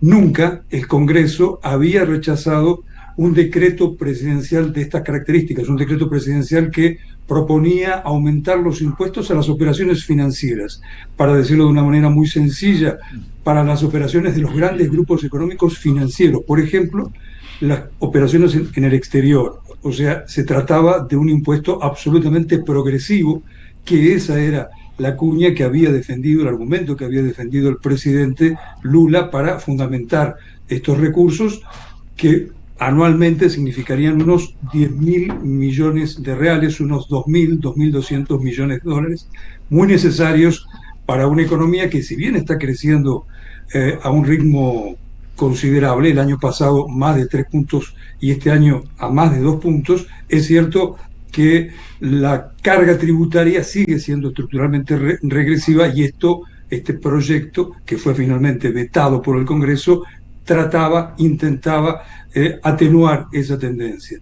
Pero lo que más merece lectura, lo que más merece ser significado, es que fue, como se decía en el título que ustedes citaron, un acto de levantamiento, de insurgencia de esta ultraderecha y derecha aunadas para rechazar un decreto presidencial y, por lo demás, en una operación relámpago. En Brasil hay 2 grandes fiestas patrias, por decirlo entre comillas. Una es el carnaval y otra las fiestas juninas, las fiestas de junio, muy populares en el nordeste brasileño, que transcurrieron la semana pasada, cuando directamente hay un receso blanco en el Congreso. No hay nadie en el Congreso. Nosotros estuvimos esta semana, el martes por la tarde en el Congreso, no se veía un alma. Hasta que súbitamente, en esta decisión de golpear al presidente, se llenaron las tribunas con diputados, se votó de una manera urgente esta decisión, y 15 minutos después hubo una audiencia online, es decir, sin la presencia prácticamente de senadores, que refrendó esta votación. Por tanto, fue un sopapo al Palacio del Planalto, llegado desde la Cámara de Diputados y desde el Senado. Pero, insisto, subrayo, más allá del hecho legislativo está el hecho político, que demuestra que la campaña electoral va a tener connotaciones de guerra política de aquí a octubre del año que viene. Darío, por lo que contás, fue muy bien planificado, y te hago una pregunta. Es decir, se entiende que tuvo varios efectos. Por un lado, los financistas felices porque no les cobran el impuesto, pero también un objetivo que tal vez sea el principal, y eso es la pregunta, que es debilitar a Lula. Definitivamente, un gobierno que por lo demás viene con índices de aprobación en baja, índices de aprobación que comenzaron a caer desde noviembre, diciembre del año pasado y no han remontado hasta la fecha, y de un gobierno que por lo demás en su propio seno cohabita con adversarios, no diría enemigos, de esos mismos partidos de llamada convencionalmente la centro-derecha, que a la hora de la verdad parece estar más próxima a la extrema derecha que al centro. Telma, esto nos lleva también a recordar cómo fueron las condiciones de producción política que llevaron a la victoria de Lula, a la muy estrecha victoria de Lula en octubre de 2022, frente al entonces presidente capitán del ejército Jair Bolsonaro. Para lograr ese éxito hubo una alianza llamada en Brasil Frente Amplio, pero es un Frente Amplio cuya denominación, nominación nos podría llevar a inferir que es a la uruguaya, es decir, conjunto, una coalición de partidos de izquierda y de centro izquierda y de izquierda más intensa. Por el contrario, esta fue una coalición en que el Partido de los Trabajadores, un partido hoy por hoy de centro izquierda, con mayoría de partidos de centro derecha y algunos de derecha, logró imponerse a Bolsonaro. Y eso llevó a esta conformación y a este gabinete de Lula y a estas políticas de Lula que están distantes, este tercer gobierno del Partido de los Trabajadores en esta coalición frente amplista a la brasileña, decía, distante de aquel gobierno Lula 1 y 2, es decir, el gobierno Lula entre 2003 y 2007 y entre 2007 y 2010. Es decir, hay razones primero externas, una ofensiva calculada de la extrema derecha con la derecha, pero también motivos propios. El propio gobierno tiene dentro de su gabinete de ministros muchos socios que parecen no serlo tanto. Sí, eso es el impacto, bueno, por lo menos lo que me produjo a mí leer que muchos de los partidos que están hoy en el gabinete, que tienen ministerios, etcétera, le votaron en contra. O sea, realmente el año que tiene por delante Lula, ¿cuándo va a ser las elecciones? ¿El año que viene, el 26? Octubre. 20 de octubre del año que viene. O sea, un año... muy lejos como para vaticinar una derrota de Lula, pero también sería irresponsable creer que Lula camina hacia su cuarto mandato tranquila y desahogadamente. Ahora, Darío, dime una cosa, Tilio, te habla. ¿Qué es lo que explica esta caída leve pero persistente en los índices de aprobación del gobierno de Lula? ¿Qué fue lo que no hizo o lo que hizo mal? Atilio, hay muchas razones que resumirlas en un minuto sería irresponsable, pero algunas de ellas son hijas de este maridaje de la centroizquierda o de la izquierda del Partido de los Trabajadores con partidos de derecha que en algunos casos son de derecha subidas de tono. Es decir, esto ha maniatado las políticas históricamente volcadas o orientadas hacia las capas más desposeídas, hacia los trabajadores y los pobres. Si bien es cierto, el gobierno ha tomado medidas en algunos planos plausibles, como por ejemplo haber terminado prácticamente con los 33 millones de personas que pasaban algún nivel, que enfrentaban carencias alimentarias en algún nivel, desde el hambre absoluto hasta no cubrir aquello que se considera la alimentación mínima, una herencia bolsonarista. Eso fue superado, hasta, por ejemplo, datos del viernes pasado, de ayer, en que el gobierno logró reducir la desocupación al 6,2%, el índice más alto desde 2012. Pero otras políticas, por ejemplo, la del aumento del salario mínimo, o por ejemplo, la de las políticas de construcción de viviendas populares, se ven maniatadas por este mismo Congreso. Es decir, para que se apliquen estas políticas son necesarias leyes que el Congreso no aprueba. Un ejemplo al canto. El gobierno Lula prometió en la campaña que el mínimo no imponible de impuesto a la renta iban a ser 5.000 reales. Es decir, quien cobrara entre 5.000 reales y menos dejaría de pagar el impuesto a la renta, que en Brasil es muy alto, 26%.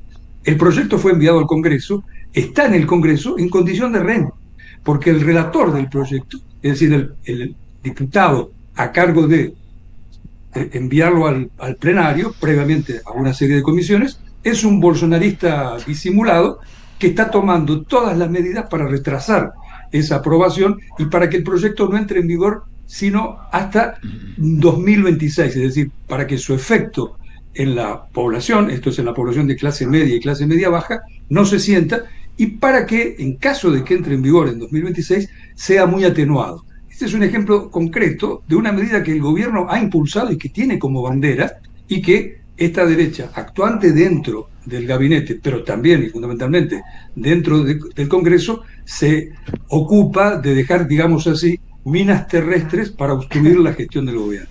Y por último, que no es un detalle menor, una política económica a cargo de un petista probado, como es Fernando Haddad, el ministro de Hacienda, aquel que fue candidato en 2018 a la presidencia cuando el sabotaje del poder judicial y el poder militar soslayado, eso siempre debiera ser recordado. Aquello que impidió que Lula fuera candidato en 2018 fue una conjunción de factores en la que la cara más visible fue la del juez Sergio Moro, como el paradigma de lawfare. Pero allí, por entonces, 2018, ya estaba la mano militar. Por entonces, el candidato a presidente fue Fernando Haddad, hizo una elección decorosa, porque su nominación se conoció un mes antes de las elecciones. Lo digo porque se trata, insisto, de un petista aprobado, pero que su política al frente del Ministerio de Hacienda es una política en la que muchas decisiones son decididamente pactadas con el poder financiero.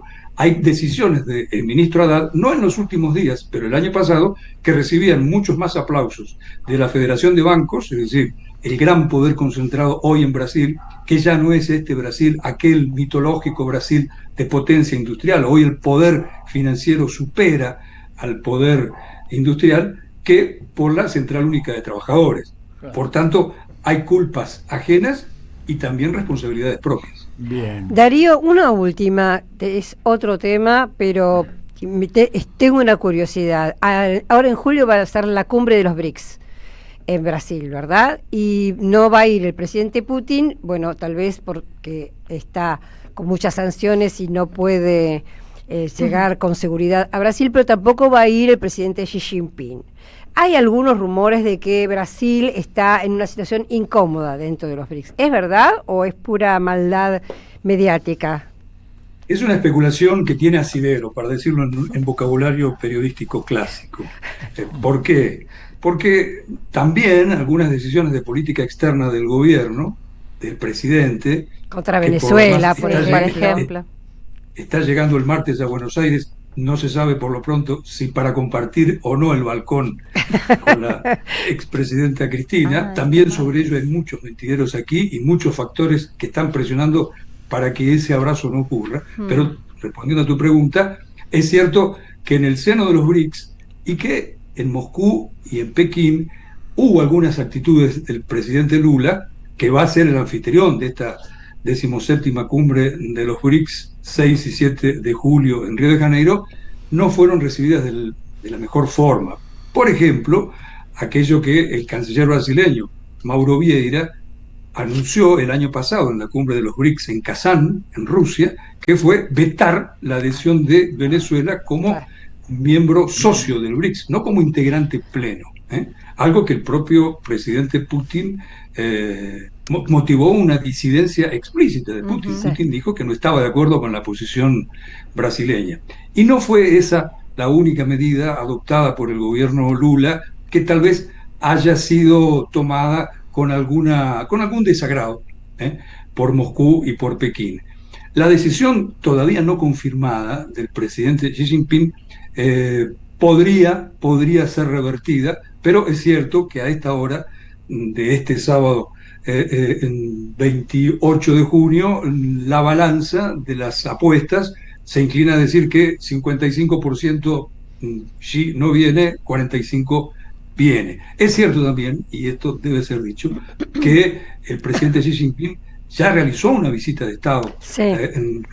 Realizó una visita de Estado a Brasil en noviembre del año pasado, aquí en Brasilia, y Lula realizó 2 a China. De manera que no debiéramos llevar esto a la perspectiva de una relación tensa entre Brasilia y Pekín, pero sí a una relación que podría estar afectada por estos elementos. Y por último, otra vez una descripción del orden, del arte, del estado del arte. La política externa brasileña no es monolítica o no es homogénea. Hay una política externa que se decide en el Palacio Itamaraty, que es el Ministerio de Relaciones Exteriores, donde, por ejemplo, no están decididamente a favor o trabajando con mucha enjundia para que el próximo martes Lula y Cristina se vean, diferente de lo que ocurre, por ejemplo, en aquellos que trabajan también en la política externa, desde el Partido de los Trabajadores y desde el Palacio del Planalto, donde despacha a muy pocos metros de la oficina de Lula el ex canciller Celso Amorín.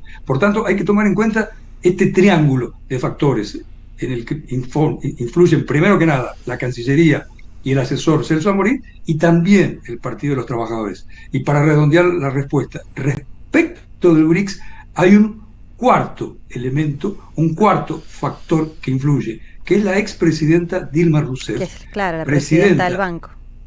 Exactamente, Paula, presidenta del nuevo Banco de Desarrollo del BRICS, con sede en Shanghái, que actúa como una suerte de embajadora de oficio frente a China y frente a los BRICS. Y esto no es una especulación. El mandato de Dilma terminaba meses atrás, y por un acuerdo directo, explícito del gobierno ruso, del presidente Vladimir Putin, un gobierno al cual le correspondía designar el nuevo director del banco, respaldó la reelección de Dilma, que pocos días después fue visitada por el presidente Xi Jinping en la sede del banco en Shanghái. Y quien, por otra parte, Dilma sí ha demostrado una postura mucho más convencida y mucho más activa en favor del BRICS que, por ejemplo, la Cancillería, que, por ejemplo, el Ministerio de Relaciones Exteriores. Muy claro, Darío. Sí, realmente. Muchísimas gracias. Bueno, da para hablar un montón más, pero bueno, sabes, los tiempos radiales, ahora los tenemos que ir con tema Colombia. Así que bueno, te volveremos a llamar porque bueno, eso, muy claro y bueno, complicado también el panorama en Brasil, así que muchas gracias. Muy obrigado. Un abrazo, compañero. Un abrazo muy grande. Chau. Bueno, como dije ahora, vamos a hacer una última tanda en Diálogo Internacional y cuando volvemos tenemos una entrevista muy importante sobre tema Colombia. Diálogo Internacional, hasta las 20 en AM530. Somos Radio. Somos Radio. AM530. Tronador, agua mineral, botellones y dispensers para el hogar y la oficina. Hacé tu pedido al 4201-2627 o mandanos un mail a info@aguatronador.com.ar. Tronador, agua de mesa envasada. 12 de octubre 632 en Avellaneda. Tiempo argentino está en peligro. Por los tarifazos, por los precios desregulados, por un gobierno que dejó de hacer campañas de información y difusión para la ciudadanía. En una época de ataques continuos al periodismo, necesitamos tu apoyo para seguir existiendo. Asociate, tiempoar.com.ar y construí el medio que te defiende. El sabor que te acompaña es Café Bantú. El aroma en la mañana de Café Bantú. Cuenta DNI es el mejor amigo del bonaerense, porque podés pagar tus servicios, porque tenés beneficios en comercios adheridos y también podés transferir plata a quien quieras. Cuenta DNI, ¿por qué tantos guaus? Ah, claro, porque todo lo que tienes es bien guau, ¿no? No entiendo nada de lo que dices, Cuenta DNI, pero estoy totalmente de acuerdo. Cuenta DNI, el mejor amigo del bonaerense. Ética, poder y tecnologías, redes sociales e inteligencia artificial desde el sur global. El nuevo libro de Verónica Sforcin, ganador del premio ensayo Pensar Nuestra América con categorías propias. Conseguilo en librerías y en edicionesicus.com.ar. Ediciones Sicus. Libros para una cultura de la integración. Te esperamos en el Centro Cultural de la Cooperación Floreal Gorini para disfrutar de teatro, danza, música, espectáculos para las infancias, conferencias y presentaciones. Podés compartir un rico café o leer un buen libro en la calidez de nuestra planta baja. Recorre nuestra agenda en www.centrocultural.coop y seguinos en las redes sociales. Comprando las entradas con tarjeta Cabal Crédito o Débito accedes a un 50% de descuento. Centro Cultural de la Cooperación Floreal Gorini, Avenida Corrientes 1543, Ciudad de Buenos Aires. Una experiencia cultural y cooperativa. En Lanús trabajamos por una ciudad más segura. Inauguramos la primera base de operaciones de la Fuerza Barrial de Aproximación de la Policía Bonaerense e incorporamos 20 móviles y 240 efectivos policiales. Sumamos 75 nuevos vehículos y 200 agentes de seguridad ciudadana a través del programa Lanús Te Cuida. Además, continuamos con el programa de formación y capacitación permanente para nuestros agentes locales. La ciudad que nos merecemos es una Lanús segura. Lanús Gobierno. RCT, Club Vacacional, Spa y Playa en Chapalmalal. Es tiempo de compartir. Compartir el relax, el disfrute, los deportes, exquisita gastronomía y el descanso. Departamentos, spa y playa entre el campo y el mar. Es tiempo de compartir la vida. RCT, Club Vacacional y Spa. Reservas @rct.coop. 54 911 4097 3030. Web rct.coop. AM530 Somos Radio. Buscamos la verdad siempre. Diálogo Internacional. Atilio Borón en AM530. Somos Radio.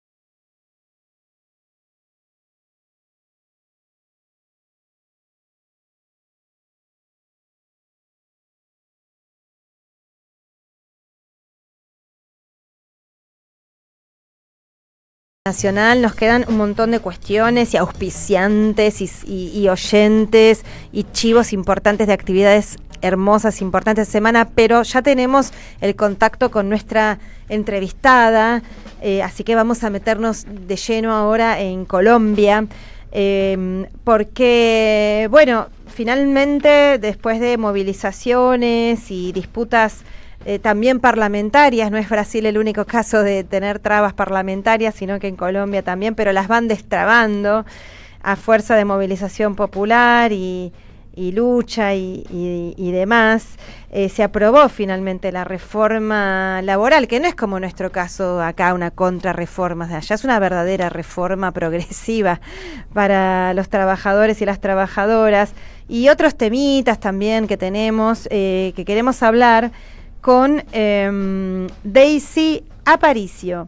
Ella es referente de las juventudes del Ministerio de Trabajo de Colombia y justamente ha trabajado en esta reforma junto a la ministra de Trabajo, Gloria Inés Ramírez. Así que, Daisy, acá te saludamos y queremos hablar con vos en Diálogo Internacional. Atilio Borón, Telma Luzzani y Paula Klachko. ¿Cómo estás? Bueno, un saludo a toda la mesa de Somos Radio. Para mí es un gusto estar el día de hoy con ustedes en este intercambio sobre la reforma laboral que logramos en Colombia, pero también sobre los avances que se han venido consolidando a partir del gobierno del cambio, que justamente, como bien lo mencionan, se unen a esa movilización permanente de la ciudadanía, de los trabajadores, de las mujeres y las juventudes. Bien, sí, Daisy, es muy importante realmente esto que han obtenido. Colombia viene de muchas décadas, hasta siglos, me atrevería a decir, de mucha tragedia, y empezar a escribir una historia distinta es un desafío enorme y bueno, sabemos que en estos años de gobierno del pacto histórico han hecho esfuerzos por empezar a sentar las bases para una transformación importante y profunda que necesita Colombia. ¿Podés contarnos a nuestra audiencia, porque no sé si está tan al tanto de cómo fue esta lucha por aprobar finalmente las reformas, aclaramos, progresistas, porque en nuestro país cuando hablan de reformas temblamos porque son las que nos quiere imponer el FMI, son contra reformas laboral, previsional. Allá no, justamente. ¿Podés contarnos entonces cómo finalmente sortearon todas las trabas para poder aprobar y de qué se trata esta reforma? Claro que sí, por supuesto. Como bien lo mencionas, pues esta es una reforma progresiva que incorpora las medidas que desde la Organización Internacional del Trabajo se han vislumbrado en clave de garantizar un trabajo digno y decente para el pueblo colombiano. Es muy importante anotar que este es uno de los elementos prioritarios del Plan de Desarrollo del Gobierno Nacional, que se conecta con otras medidas y políticas para la generación del empleo, las garantías de la pensión o lo que llamamos el sistema de protección para la vejez y por supuesto el anclaje de otras acciones ligadas a las economías populares. ¿Por qué quiero mencionar esto como una introducción? Es porque a veces cuando se habla de la reforma laboral salen detractores a decir, pero ¿qué pasó con la generación de empleo? ¿Qué pasa con aquellos informales o economías populares? Pues esta reforma que logramos, esta nueva ley laboral que logramos, que incorpora grandes modificaciones a la anterior que se dio en el marco del gobierno de Álvaro Uribe Vélez, pues está atada necesariamente a otros pilares del Plan Nacional de Desarrollo. Eso es fundamental establecerlo. Y en ese marco, dentro de las prioridades del gobierno, por supuesto, estuvieron las modificaciones normativas, en estricto sentido las que mencioné, la reforma pensional, la reforma a la salud y la reforma laboral. La reforma pensional la habíamos logrado, en este momento hubo una definición de la Corte Constitucional de devolver el documento a la Cámara Baja, lo que es la Cámara de Representantes en Colombia. Por estos días están en sesiones extras para poder lograr aprobar ese documento que la Corte mencionó. Hay un vicio de procedimiento, pero en estricto sentido, pues también esa reforma saldrá adelante, más aún cuando ya tenemos todas las, digamos, como todo el andamiaje y los desarrollos que se requieren para su ejecución. Ahora ya entrando en materia frente a la reforma laboral, muy importante precisar es que esta reforma logra recuperar derechos que fueron perdidos en el 2002 en el marco del gobierno de Álvaro Uribe, que principalmente generó, por ejemplo, que la jornada de trabajo se entendiera entre lo diurno y lo nocturno. Entonces se entendía que lo diurno terminaba a las 9 de la noche.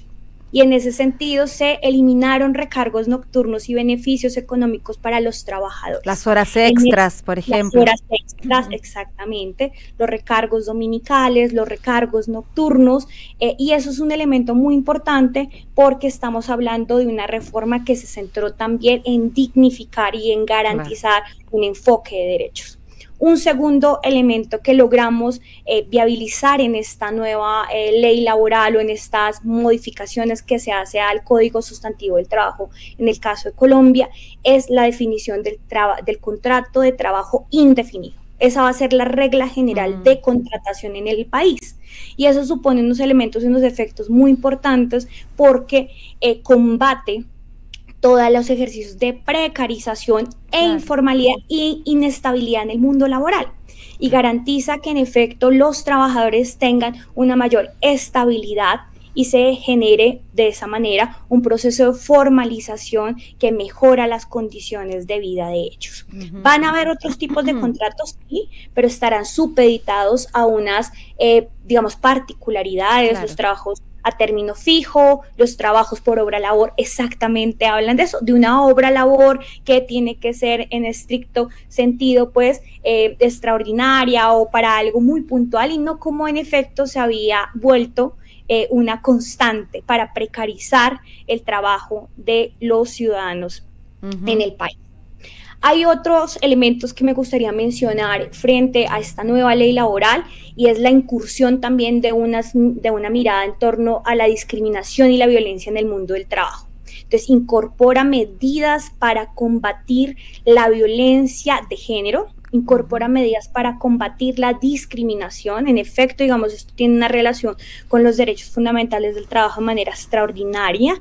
Garantiza el tema del recargo, por ejemplo, que ahorita mencionabas tú, el recargo nocturno y el pago de horas extras, definiendo también que solo diariamente podrán ser 2 horas de trabajo extra y en la semana 12 horas, ¿sí? Y que esas tendrán que tener un registro por parte de los empleadores para garantizar el pago y los estipendios correspondientes para el trabajador.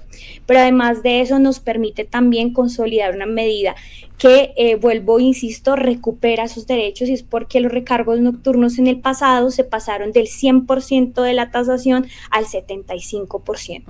En esta ocasión recuperamos gradualmente, se dice para este primer año es el 75%, pero con un incremento gradual hacia el 90% para llegar al 100% en los próximos años, y eso nos garantiza pues que se recupere también la capacidad adquisitiva del trabajador, que es un elemento sustancial, por ejemplo, a la hora también de discutir el tema del salario mínimo en nuestro país.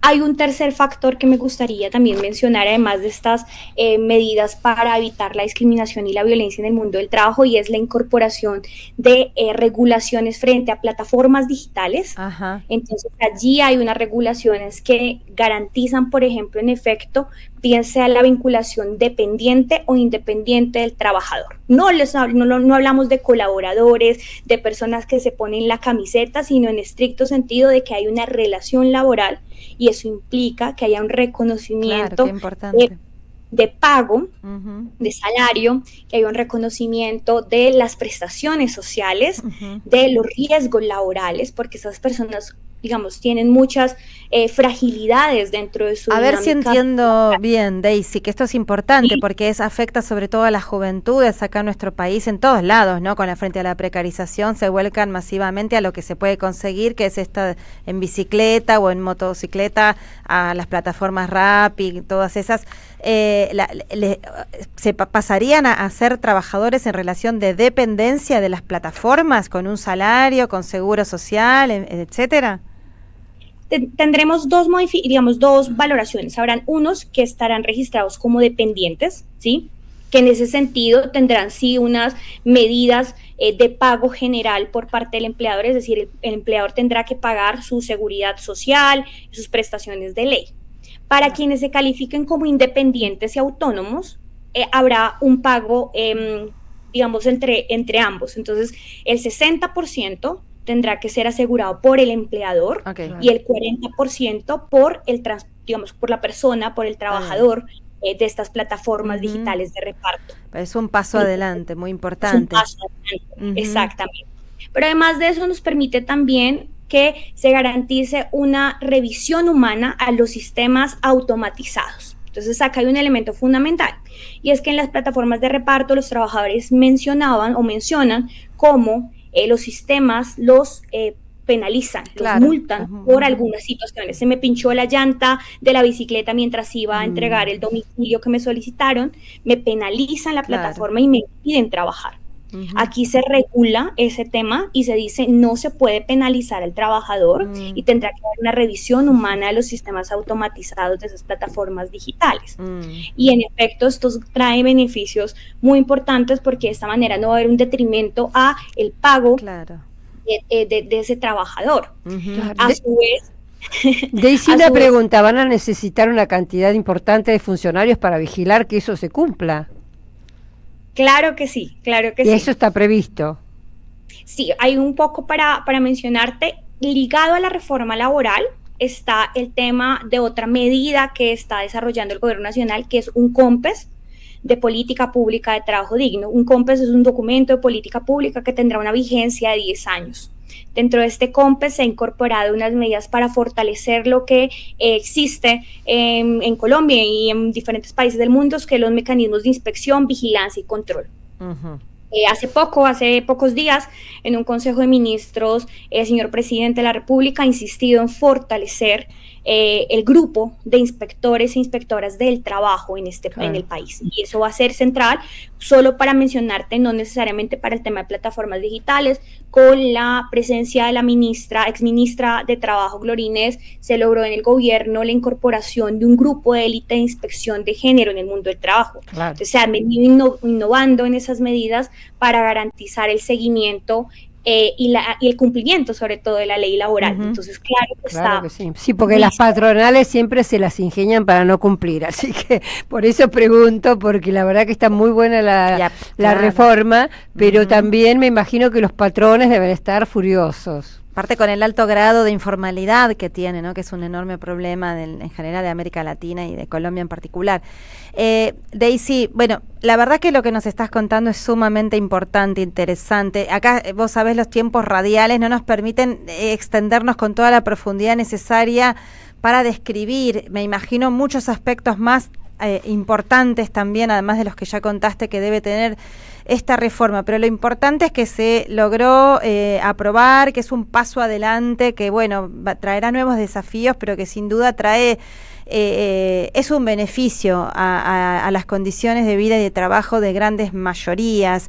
Se sorteó con el boicot parlamentario primero, iba a haber un plebiscito, luego finalmente se logró mostrar el fraude que estaba cometiendo la votación dentro del propio Parlamento, se logró aprobar en el mismo Parlamento, pero bueno, ahí lo tenemos, ya no le queda mucho tiempo a Gustavo Petro de gobierno.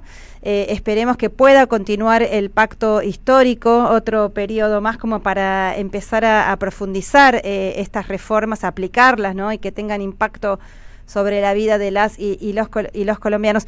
Te pregunto, de verdad nos queda muy mínimo poquito tiempo, pero en clave más geopolítica, también es importante que Colombia ha entrado, Colombia que justamente siempre fue considerada como una cabeza de playa del imperialismo estadounidense en América Latina, ¿no? Las bases militares que ahí tienen, el control que padecen el propio pueblo colombiano, y ahora, sin embargo, además de tener una política muy interesante con respecto a Palestina, también ahora se ha incorporado al Banco de los BRICS. Eso es un giro geopolítico importante. Una palabrita al respecto y te volveremos a llamar en otra ocasión para profundizar con las reformas, Daisy.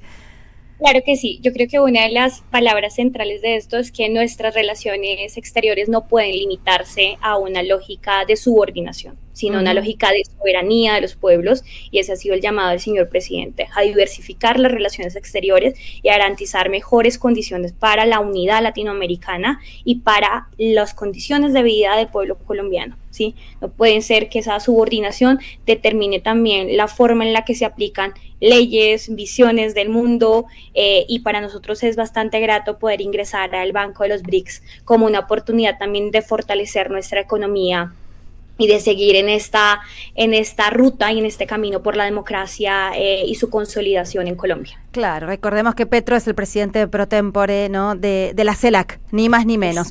Así que, bueno, Daisy, de verdad, muchas gracias. Te estaremos llamando en otro momento para profundizar más porque se nos terminó el programa.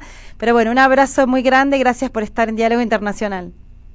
Muchas gracias a ustedes, a la Mesa de Diálogo Internacional, y por supuesto a todos los oyentes y quienes nos acompañaron desde Colombia, complacidos por esta nueva reforma laboral y por supuesto en vilo porque la reforma pensional salga avante en Cámara de Representantes. Vamos por eso entonces, un abrazo grande. Hasta luego. Bueno, nos quedamos con ganas de más Brasil, de más Colombia, pero ya volveremos, ya tendremos la oportunidad de volver sobre eso. A ver, Atilio, nos contás una actividad muy interesante que va a haber en la UNDAB este fin de semana. Sí, 4 y 5 de julio, en realidad el próximo fin de semana, viernes y sábado que viene, de 10 a 14 horas, es el coloquio Gran Sur que organiza la Universidad Nacional de Avellaneda con una red de instituciones africanas y asiáticas muy importantes, ¿verdad? Va a haber 4 grandes sesiones en la mañana del viernes, los desafíos geopolíticos del Gran Sur, ahí va a estar entre otros el exministro Jorge Tayana y algunas otras personalidades del resto del mundo. Ese mismo viernes a las 11:30 horas, una mesa sobre la integración cultural sur-sur, muy importante, ¿verdad? El sábado a la mañana, también a las 10, repensar las nuevas tecnologías y apropiarse de ellas, y luego la mesa de cierre, arquitecturas del multilateralismo, a partir de las 11:30 de la mañana, todo esto en la sede de la Avenida España 350 en Avellaneda, organizado por la Universidad Nacional de Avellaneda, así que todas y todos amablemente invitados a ser un evento extraordinariamente enriquecedor para quienes nos interesa ver esta nueva fisonomía del sistema internacional. Perfecto. Bueno, y también yo estaba acá mirando mensajitos de oyentes que enseguida vamos a decir quién es el ganador y la ganadora. Por supuesto nos escribe Roberto Casella desde Italia, un montón de otros compañeros y compañeras. Acá Juan Manuel pregunta sobre la base yanqui en Tierra del Fuego. Acá yo le digo, te recomiendo que escuches, que busques en YouTube, en Nodal, la charla que tuvimos el jueves en el Centro Cultural de la Cooperación, la primera mesa redonda en defensa de la humanidad, que ahí Telma estuvo hablando bastante sobre esa cuestión. Y también tengo una nota, si quiere buscarla en el Destape, en el Destape web, también escribí una nota sobre esto. Bueno, igual si pone el tema de la base en el Google, aparecen muchas notas muy interesantes. Y si no, alguno de estos sábados nos ponemos a charlar todo el tema. Podemos, por ejemplo, entrevistar al gobernador Gustavo Melella, eso que sería genial, muy interesante y el que nos va a explicar bien todo. Eso sería, la verdad, que bien interesante. Bueno, vamos a contar que tenemos el auspicio, que hoy nos quedó ahora para el último, pero no menos importante, el auspicio de Iriarte Verde, la cooperativa de trabajo Iriarte Verde, que es un almacén de alimentos agroecológicos que ofrece una gran variedad y cantidad de alimentos orgánicos, agroecológicos, artesanales, frutas, hortalizas, productos de almacén. Ellos y ellas están desde 2010 en una hermosa zona de Barracas, y bueno, trabajan bajo la modalidad de autoservicios, una cooperativa, y dicen, con esa forma de comercialización garantizamos la soberanía alimentaria a precios justos y al mismo tiempo promovemos la elección personalizada de alimentos con tiempos más saludables para realizar la compra y la oportunidad de conocer e intercambiar información pertinente con les integrantes de la cooperativa y otros consumidores. Yo doy fe porque voy a comprar ahí hace mucho tiempo y es un placer y es hermoso y hay sano, cosas, sobre todo es sano. A mí eso me preocupa mucho. Muy sano, es riquísimo, ahí es increíble, o sea, da gusto. Todo lo que hay ahí es hermoso y es sano y es rico. Así que también funciona un comedor muy lindo con mucha onda. Me falta la dirección acá de la cooperativa. Ahora lo voy a buscar bien. Iriarte Verde. Iriarte Verde, que no es en la calle Iriarte. Yo vi siempre. Es Río Limay 1233 y el teléfono 4301-9710. Entonces, ahí está. Río Limay. ¿Cómo era? Iriarte Verde, queda en la calle Río Limay 1233. Perfecto, no se la pierdan. Y bueno, ahora con Telma pasamos el chivo también, pero por apoyarnos. Vamos a ir al teatro a ver una obra hermosa, El Fulgor Argentino, en el Teatro de Catalinas, el Galpón de Catalina Sur. Lo digo porque es hermosa, una obra sobre historia argentina. Actúa mi hermanita Gaby Klachko, te mando un beso. Yo quiero hacer una sola cosa muy rápida, que es solidarizarme con la compañera Julia Mengolini, por favor, periodista. Ella trabaja en Futurock, es una parte integrante del Futurock, y denunció una campaña de los trolls libertarios que andan diciendo cosas y barbaridades contra ella. Sabemos que el gobierno de Javier Milei ataca a la prensa, ataca a los periodistas, y a Julia Mengolini la quebró de una manera muy desagradable. Así que toda mi solidaridad con Julia Mengolini. La verdad que sí. Y también aprovechamos para mandarles nuestro abrazo muy profundo a nuestro amigo, compañero querido Jorge Rachid, que también está internado, tuvo un accidente bastante raro, fulero, así que acá te mandamos un abrazo muy grande, querido Jorge Rachid. También Cristina Libre, no vamos a dejar de decirlo en cada programa, porque Cristina tiene que estar libre. Y nos despedimos con el resultado de los ganadores o las ganadoras. Ahí Leandro Deza nos pasa la información, chin. Muy bien, acá la tenemos. El ganador y la ganadora, mejor dicho, del libro El goce de la crueldad, de la editorial Peñalillo Continentes, es Silvia, cuyo DNI termina en 598. Silvia, tenés que pasar a buscar el libro por la librería Badaraco, que queda en Avenida Entre Ríos 921 de Buenos Aires. Y las entradas para el teatro, para ver El invierno del oso, crónicas antifascistas de Stalingrado, de Manuel Santos Iñurrieta, en el Centro Cultural de la Cooperación, el sábado próximo, son Sebastián cuyo documento está terminado en 979, y Juan Miguel de Martínez, documento terminado en 163. Tienen que Ahí ir a está. la boletería media hora antes para presentarse Retirar. con su DNI. Claro, listo. Ahí está, bueno, y los dejamos acá escuchando El tango será popular o no será nada. Chau, Telmi. Chao, hasta el sábado que viene. Chau, Ati, querido. Adiós, hasta el sábado próximo. Besos grandes ahí para Fede y para Marcelo, que está en Honduras. Y bueno, nos despedimos. Hasta la victoria siempre.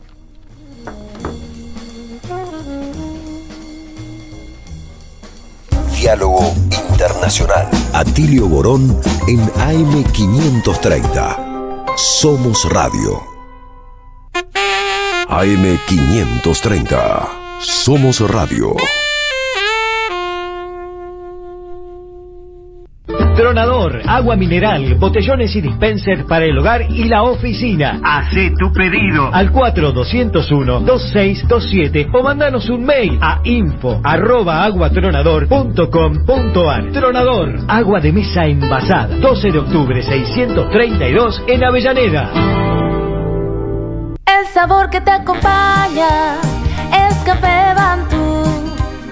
El aroma en la mañana de Café Bantú. Bantú. Cuenta DNI es el